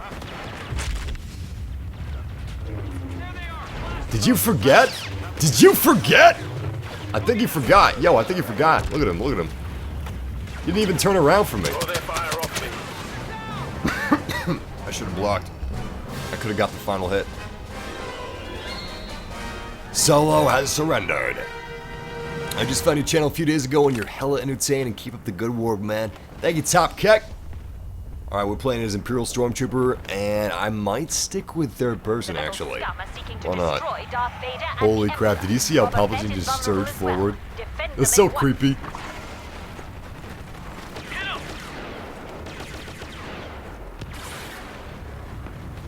If you have any problems with the stream, try refreshing it. That usually fixes things, but I don't know. It might be your internet service provider, it might be YouTube, but it's all good. It's all good on my end. Otherwise, I would do something to fix it. But there's nothing I can do to fix it. Yeah, I'm gonna use. Oh crap, that's right. I don't have a star card. Well, I do, but I don't have like you know. I don't have a. I'm not a bodyguard, is what I'm trying to say. I don't have a bodyguard's star card. And it's not actually letting me use any star card, which is kind of weird. One enemy down. I'm trying to switch to my star card right now, but it's not letting me do it. So, Palpatine just took down 2 heroes, Luke Skywalker and Princess Leia, which is most impressive. All heroes have been defeated. We have won 3 rounds. If we win 2 more rounds, we are good. How come no helmet? Because we're elites. We don't need a helmet. Look at this. We're playing as Darth Vader again. Usually it makes you play as somebody new. Oh my god, the helmet looks so nice. Ethan, if you have a choice between Xbox and PlayStation for Battlefront, I would recommend getting it on PlayStation. Xbox runs it at 720p resolution, but I believe PlayStation is at 900p, maybe even 1080p, so it's gonna look a little better on PlayStation. But if you don't have a choice, if you just have an Xbox, don't worry about it. It's still fun. I actually I played it quite a bit on Xbox during the preview, and I had fun with it. It did not limit my fun with the game, that's for sure. Nice, nice, nice. Hero health pickup, and here's another one. Yeah, boy. Run all you want. Good stuff. Good stuff. Yo, yo, yo, yo. We got Han and Leia left. We gotta be careful that they don't ambush us. But we're kind of sticking together. I like that. Kind of trying to lead the fight against Leia, but I'm gonna double back. Let Leia do whatever she's gonna do. I'm pretty sure we're going after Solo right now. I'm gonna back up Palpy, and yeah, going after Solo. Nice. Hero is wounded. Han is almost dead, but we are in pursuit. Come on. Nice. Han is gone. It actually rhymed. Cool. Nice. Alright, this is great. We only have 1 hero left, and that's Princess Leia Organa. And she's about to be gone! Pun didn't really work.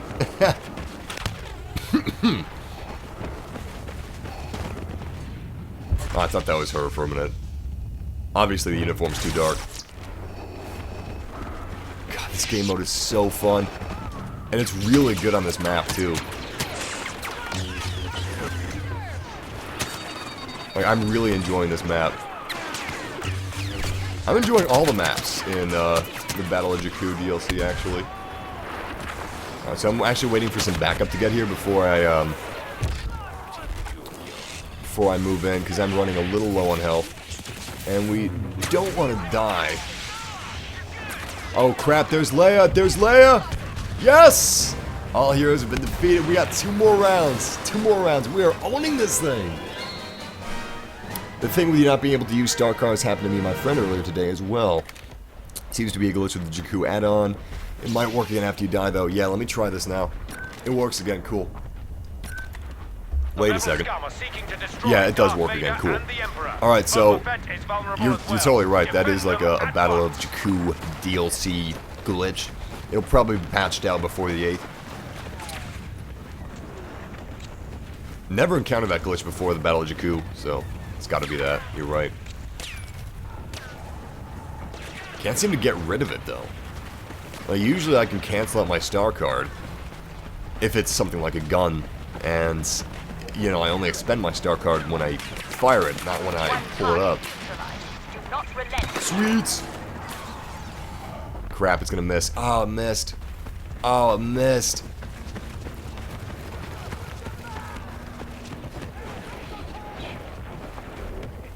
I need to stick by my teammates. I'm gonna die if I don't. Alright, cool, there's Palpatine. Oh crap, Luke Skywalker!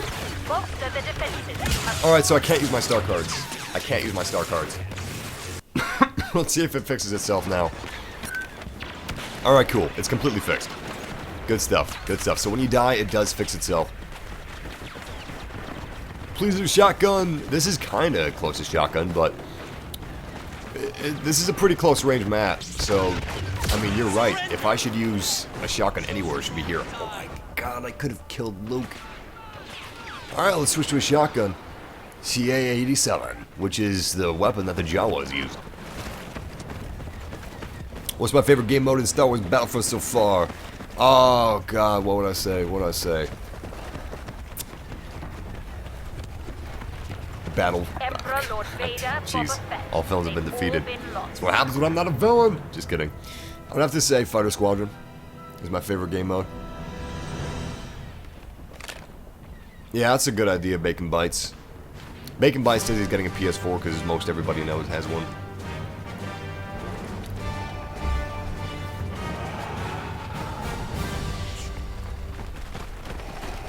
The best ways to choose what console you're going to get is comparing which console exclusives you like better and also what your friends have.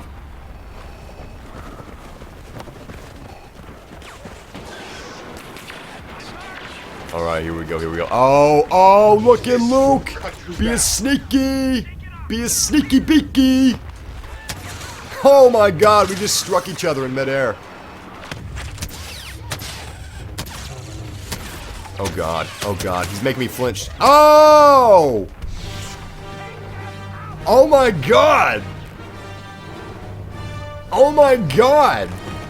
What? Alright, so you will flinch if you go up against, like, Luke flinches when I hit him. He flinches when, well, he flinched. Crap, all things defeated. I flinch when he hits me, and he flinches when I hit him. So, you gotta kind of cleverly break that flinch. But I was not able to break that flinch, and he knocked me right over the edge. He kicked my butt off of that edge. Oh god, that was bad. We are now playing as Emperor Palpatine, however. Oh, cool he is. Alright, where's Vader going? I'm gonna try to back up my team members. Still, we wouldn't have been able to win that last round even if I lived, because the rest of the villains died shortly after I did.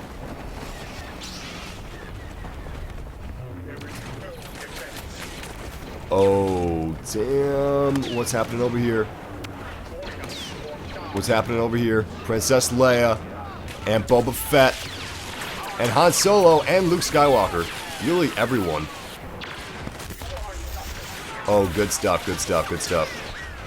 I'm gonna lay down some health for me, actually. Excellent, and BAM! Coming up behind Han Solo! That is just actually what I was trying to do. I was hoping that Han Solo didn't see me, and he didn't. That one attack that I did actually is like a chain attack, so it'll spread to whoever's near them. Yes! All heroes have been defeated. Villains have won the match. Good job, Palpatine.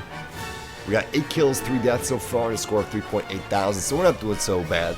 We're not doing so bad. If we would have gotten a couple kills as Darth Vader last time instead of falling off the cliff, we'd be doing a lot better.